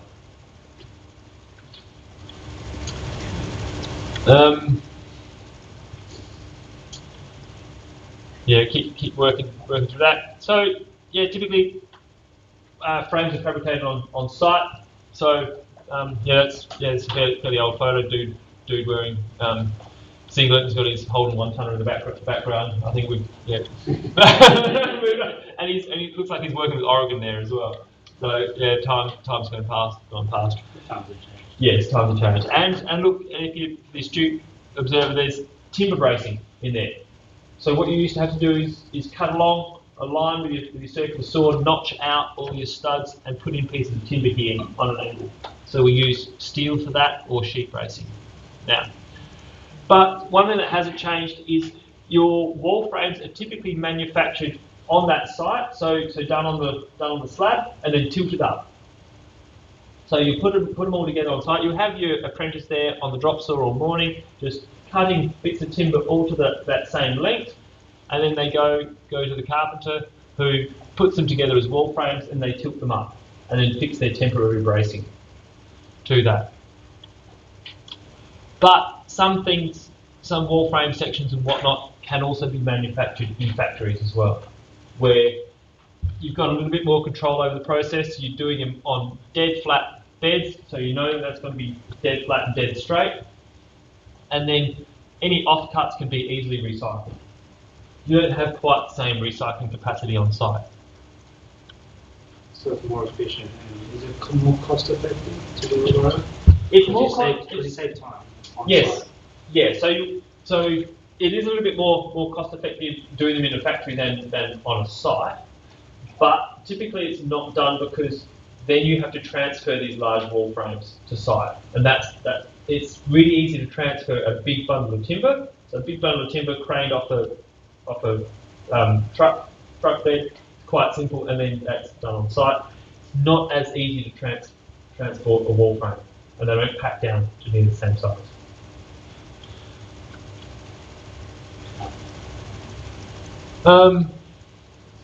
Yeah, I'll go with that. To ensure that the frame's going in the right place on the slab, it's marked out with a chalk line. So you once again use a piece of string that's impregnated with a bit of graphite, and then you stretch it out, snap it, gives you a lovely straight line on top of the slab to use for marking out your wall. So here we go. We've got our plasterboard line marked out, and then the line of our framing lined up. So the frames are made and stood up with the temporary bracing. So yeah, battery tools have made things so much quicker and easier on site. So started off, you had air-driven nail guns. Some people still use air-driven nail guns, but you've also got gas. Or then you had gas-powered nail guns, and now you've got battery-driven nail guns as well. And nail guns and clout guns. Clouts for doing all your bracing stuff. Nail guns for nailing things such as this. Yeah. So you got typically. Oh, gee, I can't remember the dimensions of nails, but yeah. When you do sheet bracing, yeah, you have to do you have to do the entire house on the same day. Because if you leave one side just done, that's it. It won't be pick up the wind or pick it up. Yeah, well, you still have your temporary bracing. So all your bits of timber going back to pegs. You still have that. Oh, it's still on. Yeah. So that's for the carpenters to work out how they're gonna do that. We don't have to worry about it. We don't have to worry about that. Typically, we don't have to worry about that. Sometimes you'll be working in really tight confines. Let's say we're doing a townhouse development with not much space on one side, and then we're doing like a polished concrete floor, so we can't do any fixing onto that floor anywhere. Then that's going to throw up some challenges as to how is this temporary bracing going to happen. But yeah, typically your carpenters will work that out on site.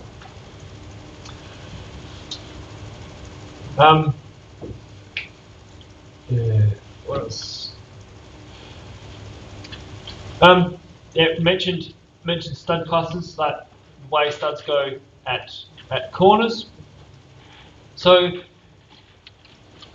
yeah, that's something you have to think about. I see that corner and I know straight away that that's going to have brick veneer cladding on it. When I see that cluster of studs there, I know straight away that's going to have brick veneer cladding. Can anybody tell me why I know that that's going to have brick veneer on it? Or brick veneer or Hebel or something? It's going to have something with an air cavity, because what I don't have is I don't have a face on the outside of this corner that I'm fixing sheeting to. So if we're fixing sheeting to the outside of this wall, we need to arrange our studs in this fashion. So we have a face here and a face there for fixing right at that corner. Yeah, that's the main consideration with orienting or setting out your studs in corners, and thinking, what am I fixing to both those external and internal corners? So if I'm not fixing anything to that, then that's simple. I can use just 2 studs and a bit of blocking. If I'm fixing something to that outside corner, I need to have another stud in there, and then just bits of intermediate blocking.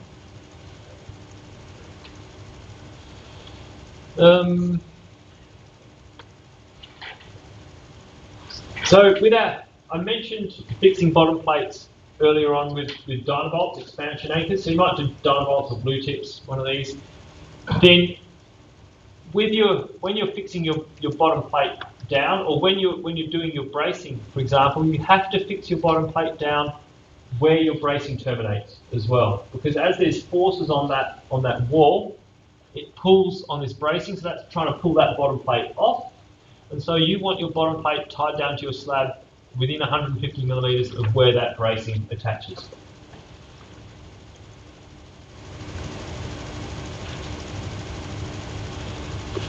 So for a really simple house, your carpenters are going to be doing the framing all in one day. That's with a decent team for a simple house. A couple of days for a larger house, and then maybe a week or something for a complex place. So things, But for something that's really simple with a team of 5 to 6 carpenters, you get that done in a day. For your first framing, and then typically then on the second day you'll be installing windows. So you've got your framing there, you've taken away your temporary bracing because you've got all your bracing installed and your roof framing on, which also braces it. Once that's all happened, then you can start installing windows. So one thing you want in a project, you want your windows available on that day, because with windows, if they're locally manufactured, you've got 4 to 5 weeks turnaround between when you order them and when they can arrive on site. But one thing that's gaining a lot of popularity is actually ordering your windows from China, because you can get really good quality stuff for a really good price out of China. Problem is, that's a 10 to 12 week turnaround. So you can't go do your framing and go, okay, let's get some windows now, and then you order your windows, and then you realise, okay, all these locally ones I've got to wait 4 weeks for, but I've got to pay for the nose for it, or I can get some other pretty good quality ones cheap, but that frame will sit out there for 3 months waiting for those windows. So that's one thing that you have to get ordered and organised really early. So that's another thing you don't want to be changing late in the process. So in your design, that kind of locks it in early in that process. So yeah, the windows go in, and then our wall frames. That's the wall frame ready for roof framing. So, and that, as I mentioned before, that's with that sheet bracing we've attached all the way around, provides that continuous bracing, but also seals the frames a bit better. So that's essentially timber framing and how timber framing happens. Now, steel frame is not all that different. So we have a look at this steel frame here. Some things you'll recognise is bracing, lintels, studs, noggins, bottom plate, top plate. So there's a whole heap of things that are all the same. That major difference is, that I mentioned before, is that as drafters, you typically can't go designing a steel frame. So it's the product manufacturers that own the design software, and they just punch out the design. So we give them the design of the house, and they punch out the engineering for that. So it consists of cold form sections. So sections of steel which are quite thin and bent into shape when they're cold. That actually gives you a little bit more strength per cross-sectional area than steel which is heated and then melted into place. So cold form, just the way that it reacts, something in the molecular structure of that cold formed steel section actually makes it slightly stronger. So you can actually get away with fairly thin pieces of steel that are relatively strong.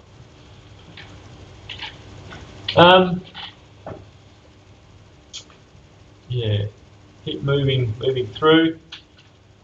Mention that. So yeah, very similar names for various different bits and pieces. Yeah, spoke about bracing and bottom chord tie down. When it comes to fixing surfaces, there's a little bit of a difference between timber frame and steel frame. With steel frame, you don't want to just go drilling a hole in that and then running an electrical cable through that hole you just drilled there, because quite often you get sharp edges on steel frame that can cut away at your electrical cable. So you have to use little rubber grommets in the holes, or what the manufacturers are doing is they punch holes in there in a fashion that sort of knurls the steel around to create a rounded edge that your surfaces can run through without getting damaged. Another really common thing I saw when steel frames started to be used was that about 10 years after a house is built, you start getting leaks in your walls from people who have run plumbing on the inside of a stud, a steel stud. They run their plumbing just on the inside like that, and then fixed plasterboard with screws, and those screws have gone straight into the plumbing. But what invariably happened was that nobody noticed on site when that screw went into that plumbing, because it's not all pressurised, and then it seals fairly well, and then in years later that screw rusts and starts leaking in your wall frame. So that's one thing you do have to pay attention to, particularly with steel framing, is that people aren't running plumbing inside channels. So you want it to run on the outside of the channel, somewhere where a screw's not going to hit it. And obviously you want exactly the same thing to happen with electrical as well.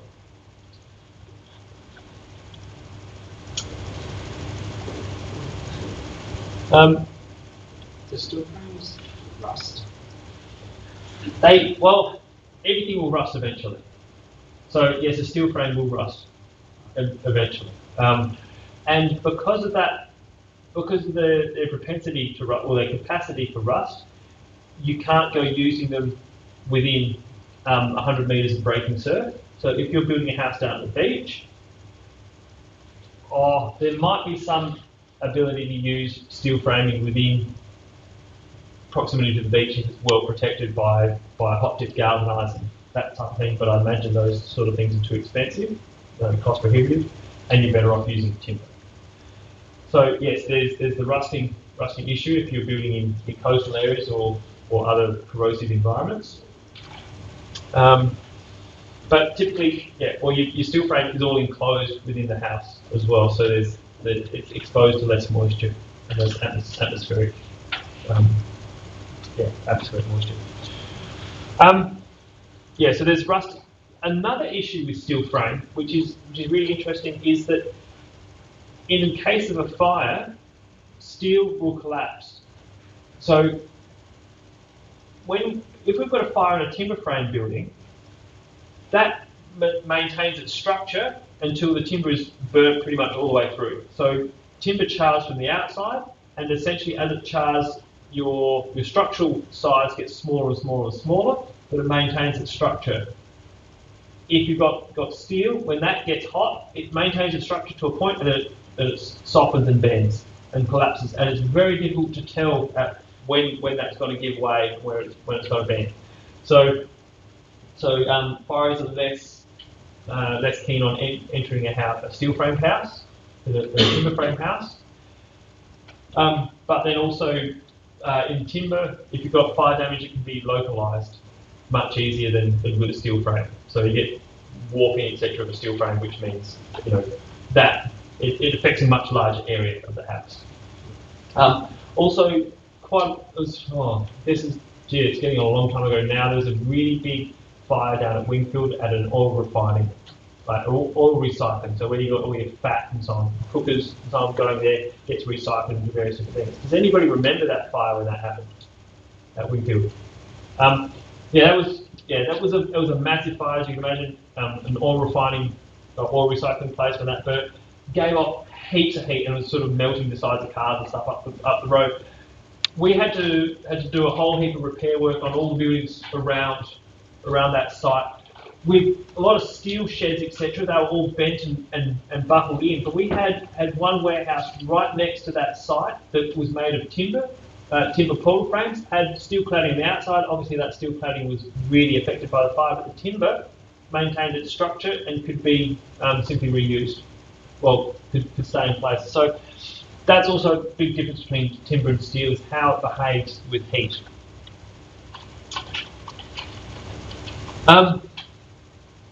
But really, once it's all clad like this, actually no. One other significant difference is when you've got steel framing with steel cladding, it can take on a lot of heat, and steel expands and contracts well with heat, and so you can get this creaking sound in the house from steel framing as well.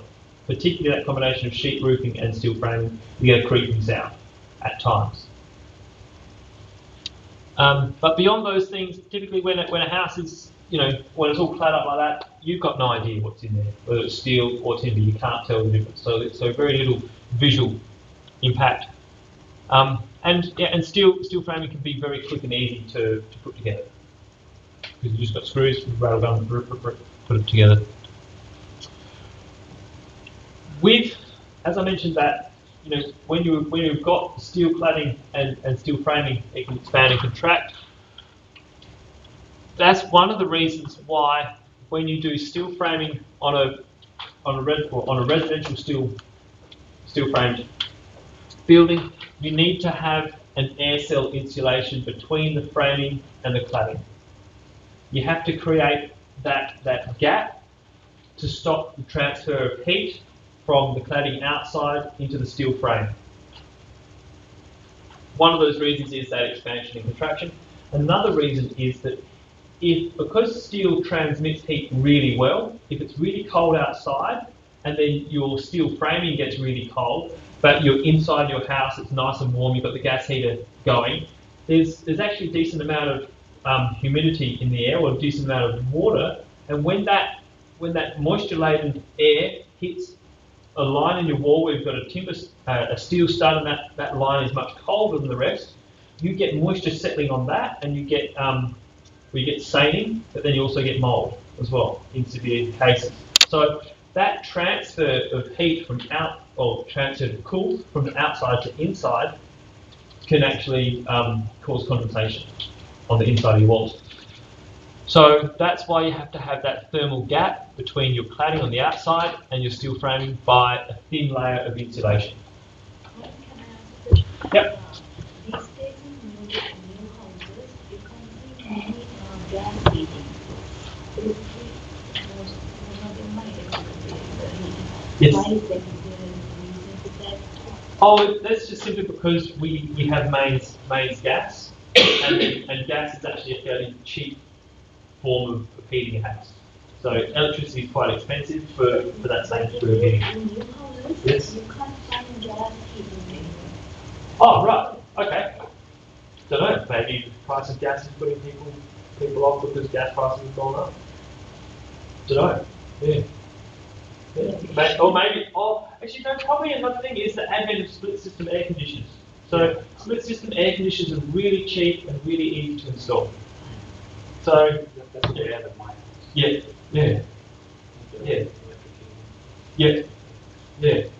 Look, we'll talk about heating and services a little bit, a bit more later on, but that might be it as well, just because of the cheap installation cost of split systems, and also they can be really efficient to run for low class heating.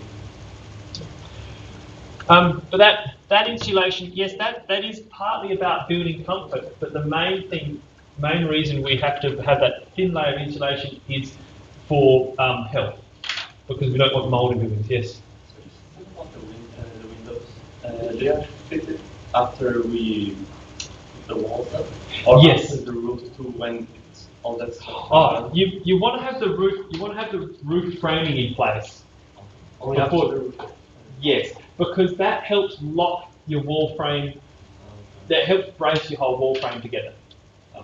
Yeah, because as you I imagine, usually see some constructions on the street when they are in that phase, and I noticed they only put the windows after all the construction.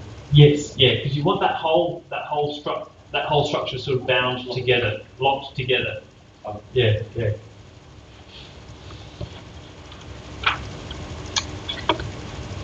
So that's your steel framing versus timber frame construction.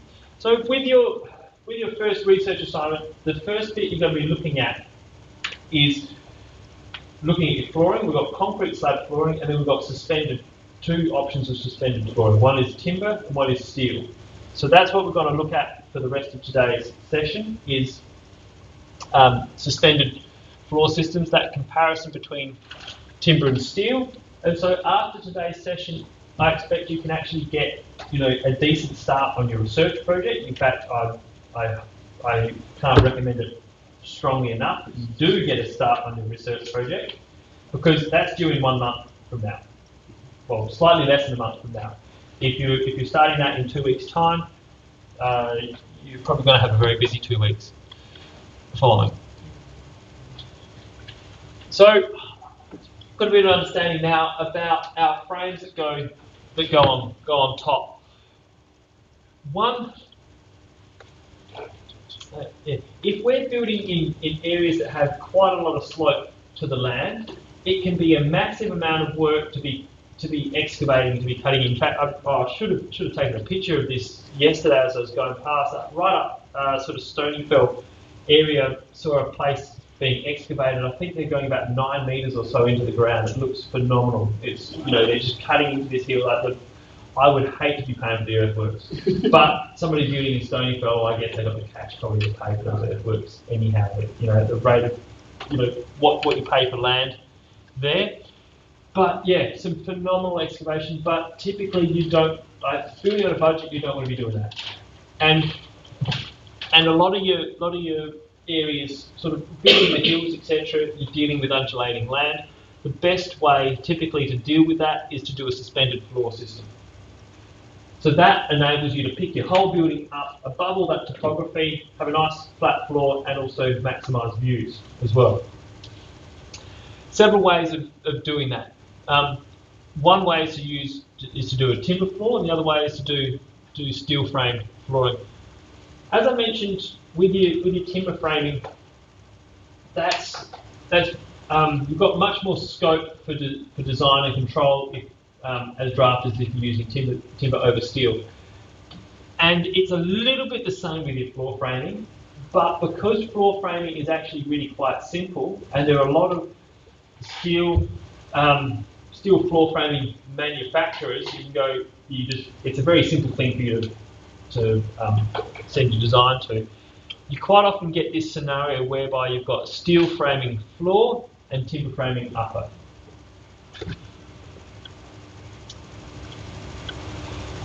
So once again, here's some more terminology to get your head around.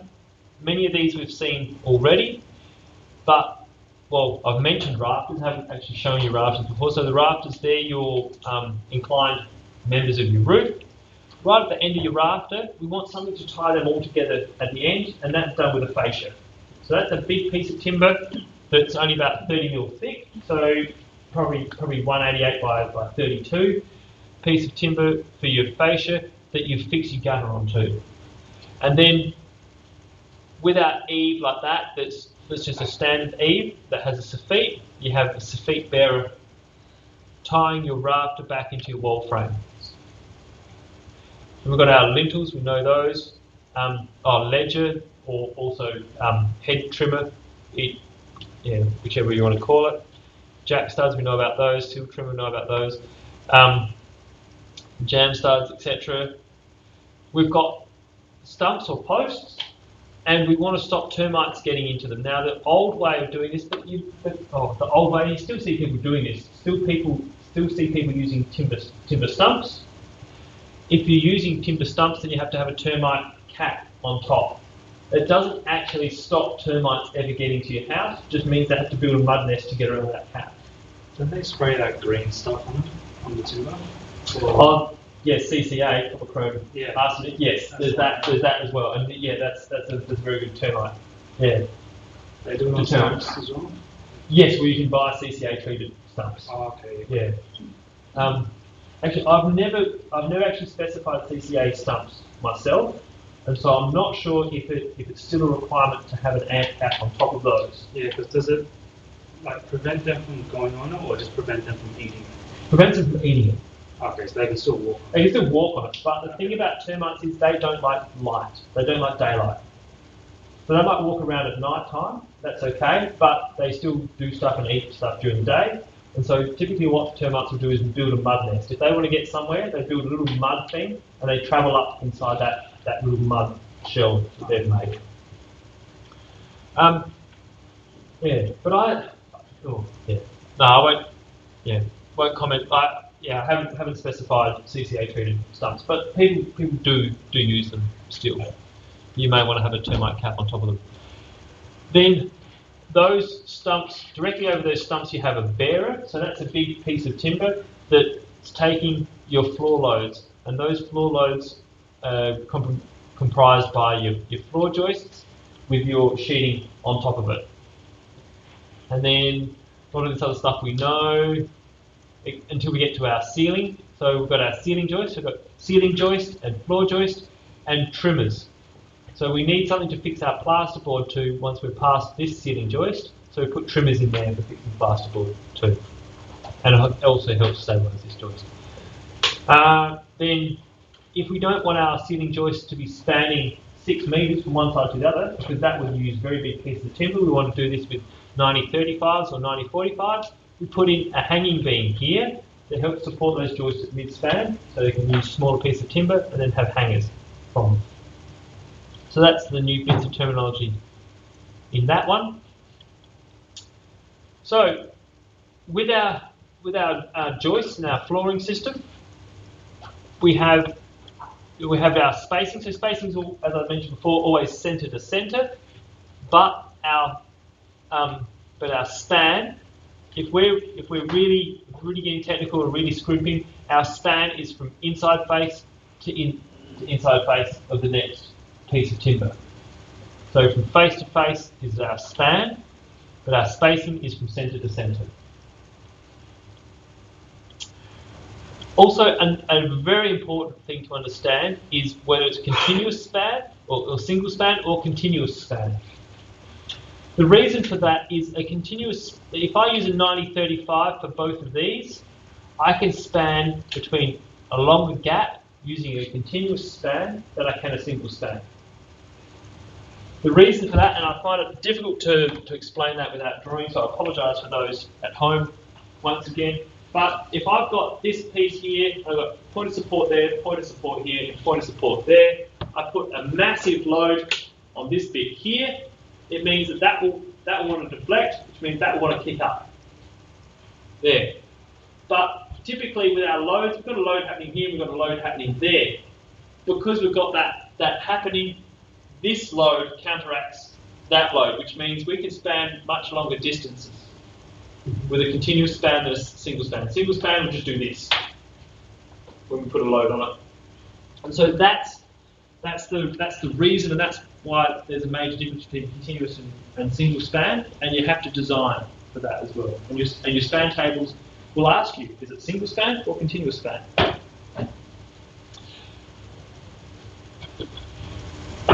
Well, it's not a common process now because the LVLs that I mentioned for lintels, LVLs are getting used a lot for floor joists and bearers now.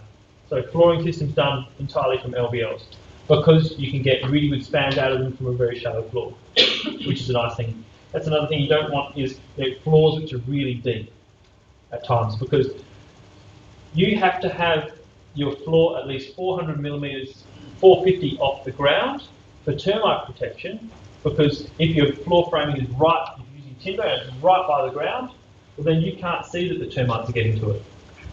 So you have to have a height above the ground. Now if you've got then, once again, a 400 mil deep floor, on top of that, then you're already 800 millimeters above the ground at your closest point.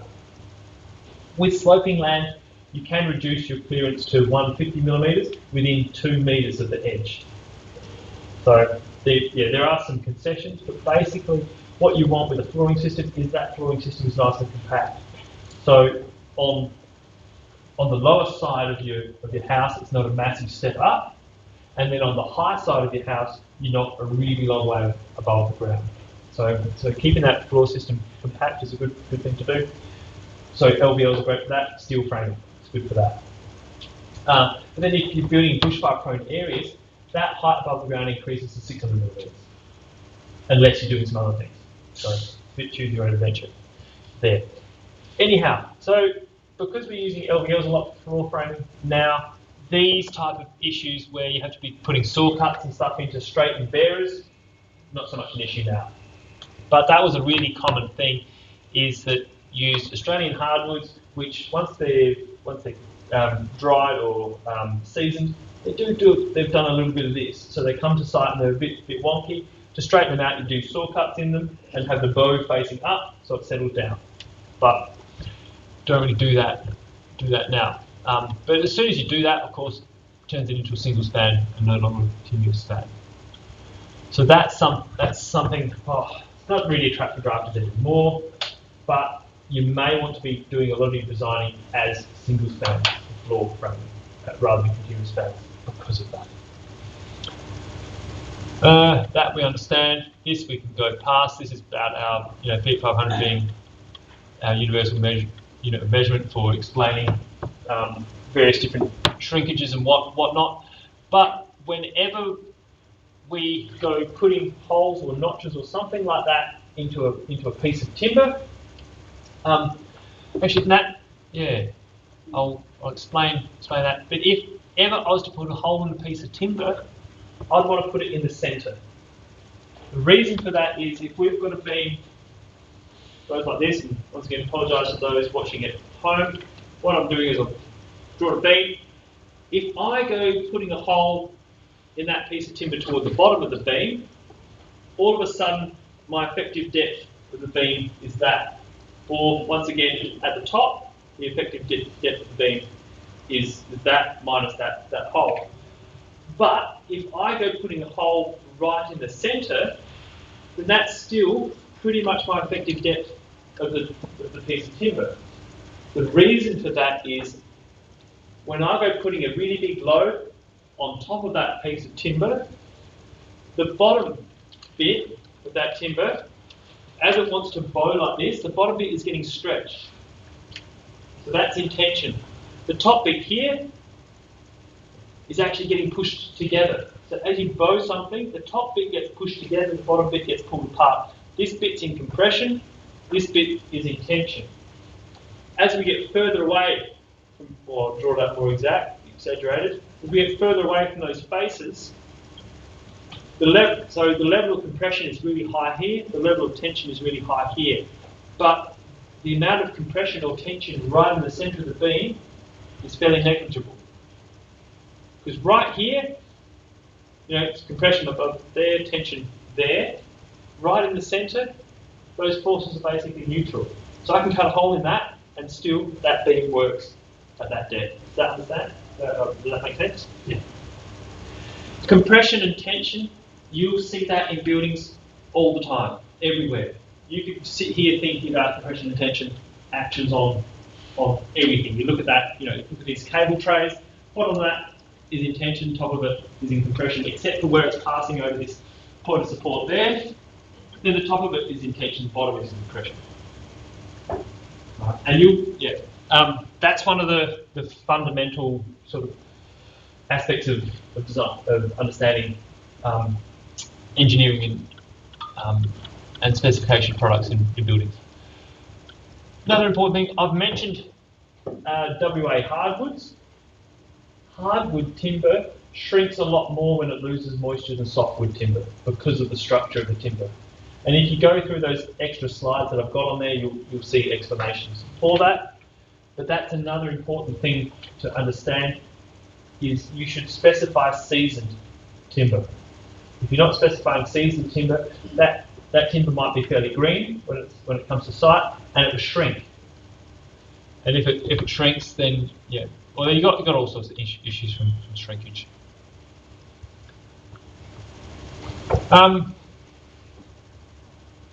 Once again, setting out for our floor framing, use string lines. So string lines, really handy thing to get dead straight lines. And also, does anybody know the 3, 4, 5 triangle? It's cool. That's super handy thing. If you're going to be sending out anything in a square, really easy way of getting everything square is use a 3, 4, 5 triangle.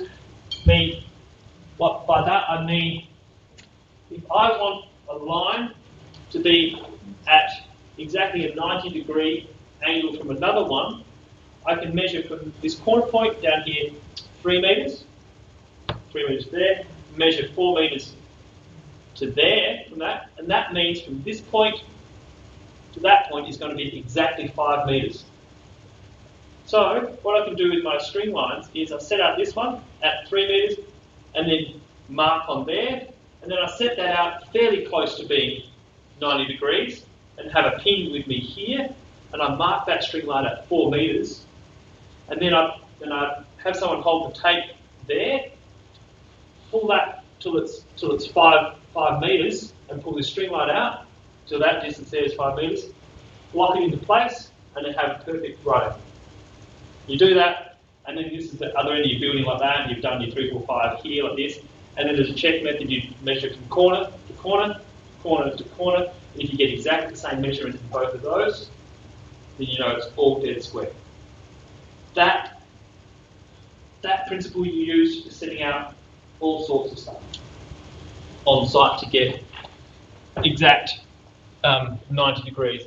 And so you use that with you setting out your floor framing as well. So these are things that they use, for building Parthenon and the pyramids and all that sort of stuff that's never going to go out of fashion.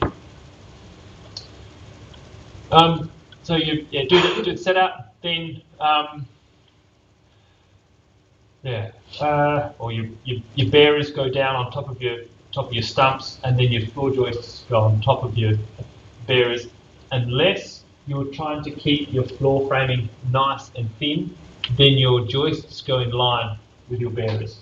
But keep in mind that means they're only going to be single stack.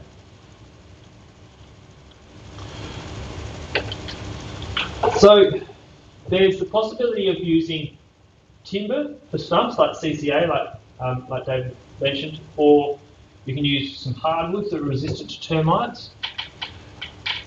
Or there's another stump system which I think is really good. Is called uni-piers, which basically you just go to your steel supplier and you buy some 50 by 50 SHS cut into exactly the right length, and you buy the tops and you buy the bottom pieces to these uni-piers.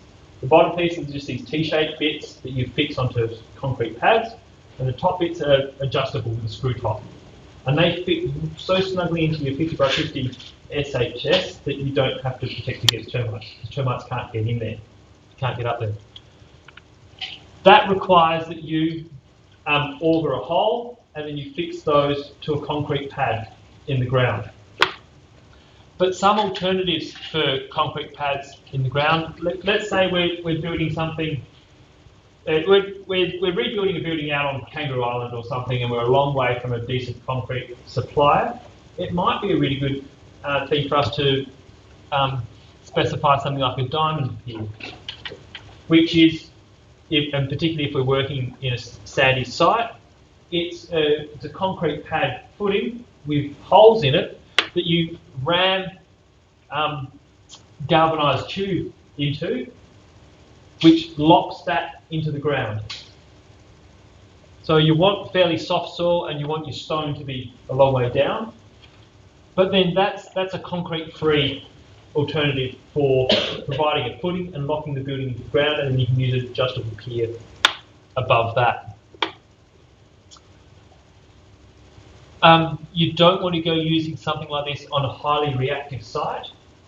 So if we've got soil which expands or contracts with a lot of moisture, we'll probably want to do a pier down into the ground to lock into more stable soil down where it's not going to be affected by moisture. If we do something like this, well then that's going to move up and down with your soil as that expands and contracts with the moisture. So stable sites, sandy sites. But very cheap, very low tech. Otherwise, another really good concrete-free alternative is to use screw piles. And screw piles also, well, they get, this one, I think this lot are getting used in agriculture. So screw piles get used a lot for polytunnels for doing glass house, or not glass, polytunnels. Because they're very, very uninvasive. But then they can also be removed again later on. So we've got an excavator here with an auger driver on the end that just screws those down into the ground. And then when you decide to take that building away, take the building away and you unscrew them and take them out as well. So another really good alternative for if you're doing something in sensitive environments or something that's going to be temporary. Let's say you're doing a display office for a new development. You know, might use screw piles because you can screw it in there. But screw piles also have that application in that they can lock into a certain strata of soil as well. We might have a situation whereby we've got really stable soil, a couple of metres down, reactive soil on the top. So we might want to screw pile down into that stable soil and then have that post continuing up to where we build our house. I've also seen screw piles specified to be screwed into the ground and then build a concrete slab on top of that to lock it in. I'm not entirely sold on that process, on the benefits of that. Yeah, but these can be easily removed. That not so easily removed. You can dig in here and cut them off, but it's going to be difficult to pull your piece of the pipe out. So not entirely uninvasive. Whereas these are fairly, well, a little bit more uninvasive. And I mentioned your adjustable piers. So Uni piers, but there are other brands of adjustable piers as well. Basically, the bits you buy from the manufacturer are these adjustable tops and these fixing plates on the bottom. This bit that goes in between, that's just your standard bit of 50 by 50 gal SHS. And using and specifying these it's really simple, because what you can do is you design your floor and you've got your floor close to the ground at one point and further away from the ground at another point. You've got different heights of pier. You go through and you work out this is exactly the length for all of those ones that I need. And you take that cutting list to the steel supplier and go, look, I need 6 at 3.6, another 7 at blah blah blah, etc. And they're already made up. And so it's a really quick flooring system to get in place if you buy them pre-cut. And also, typically with those systems, they've got their own engineered bracing system as well. So you don't need to go through AS 1684 to determine your bracing. You can just go, right, this is what we're doing, design me the bracing system, and they've got really simple bracing installation, or simple ways of installing the bracing. I won't go through too much old technology, but various different approaches for resisting termites and things in older methods. We've got another 5 minutes, so won't go extensively into the installation process. But basically, yes, you get your stumps in place and you install the bearers over the top. So these are LVLs, these yellow ones, and then over top of your bearers, your joists go on top. Obviously, you tie them together, and you want to provide double joists at the edge of your building as well, because you want to provide additional support for your wood frame there. So there's your timber systems. Your steel systems come in two main approaches: your joist over top of bearer style, or your inline system. So this one's an inline system where our joists are in the same plane as our bearers. It gives a very shallow floor. One of the limitations of these steel frame systems is can't use it next to breaking surf, so they rust. And they're exposed to the outside, so you can't really go do that near the beach. But fantastic for building bushfire prone areas because they're non-combustible. And then if you do a fibre cement sheet flooring on top of that, the whole section under there is non-combustible.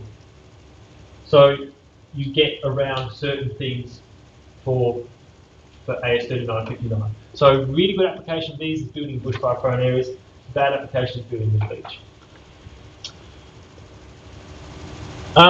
Yeah, so two systems in line gives a nice slim profile, but or joist over bearer. It's a bit deeper. Yeah, you do pay a little bit extra typically for these ones. For these, there are manufacturers in South Australia that do these flooring systems. So one of them is Stramit, and another one is Stratco. So you just go down the road and buy one of these from Stratco. Won't be as cheap probably as Stramit. But then in New South Wales and Victoria, there are a lot more manufacturers of these as well. These flooring systems. One thing you do have to do with any suspended floor is provide insulation between your joists. And that can be done either by having little battens there that your rigid board insulation sit on top of, or you can provide some sarking here and then have your loose fill insulation or bat type insulation between those. But it's a ministry specification in South Australia that you do have to have insulation for suspended floors. So what sort of insulation do you use? It doesn't matter. You can use rigid board like this if you have these little notches that it can just sit onto, or you can use just normal insulation bats over top of sarking like this. So if you do sarking, lap that in between the joists, and then bats there. You will want, typically, you'd want a non-combustible type of insulation, so a mineral fibre, either as rigid board or as bat insulation. You want mineral fibre for that. Mentioned before, for your clearance there, you can go up to as little as 150 millimetres in a sloping site, but everywhere else it's 400 mil, unless you're in a bushfire prone area, which is 600. Floor systems need to be braced. Now you can do that bracing calculation through AS 1684, or if you're getting a steel frame system, the manufacturer will just specify the bracing quickly and easily for that.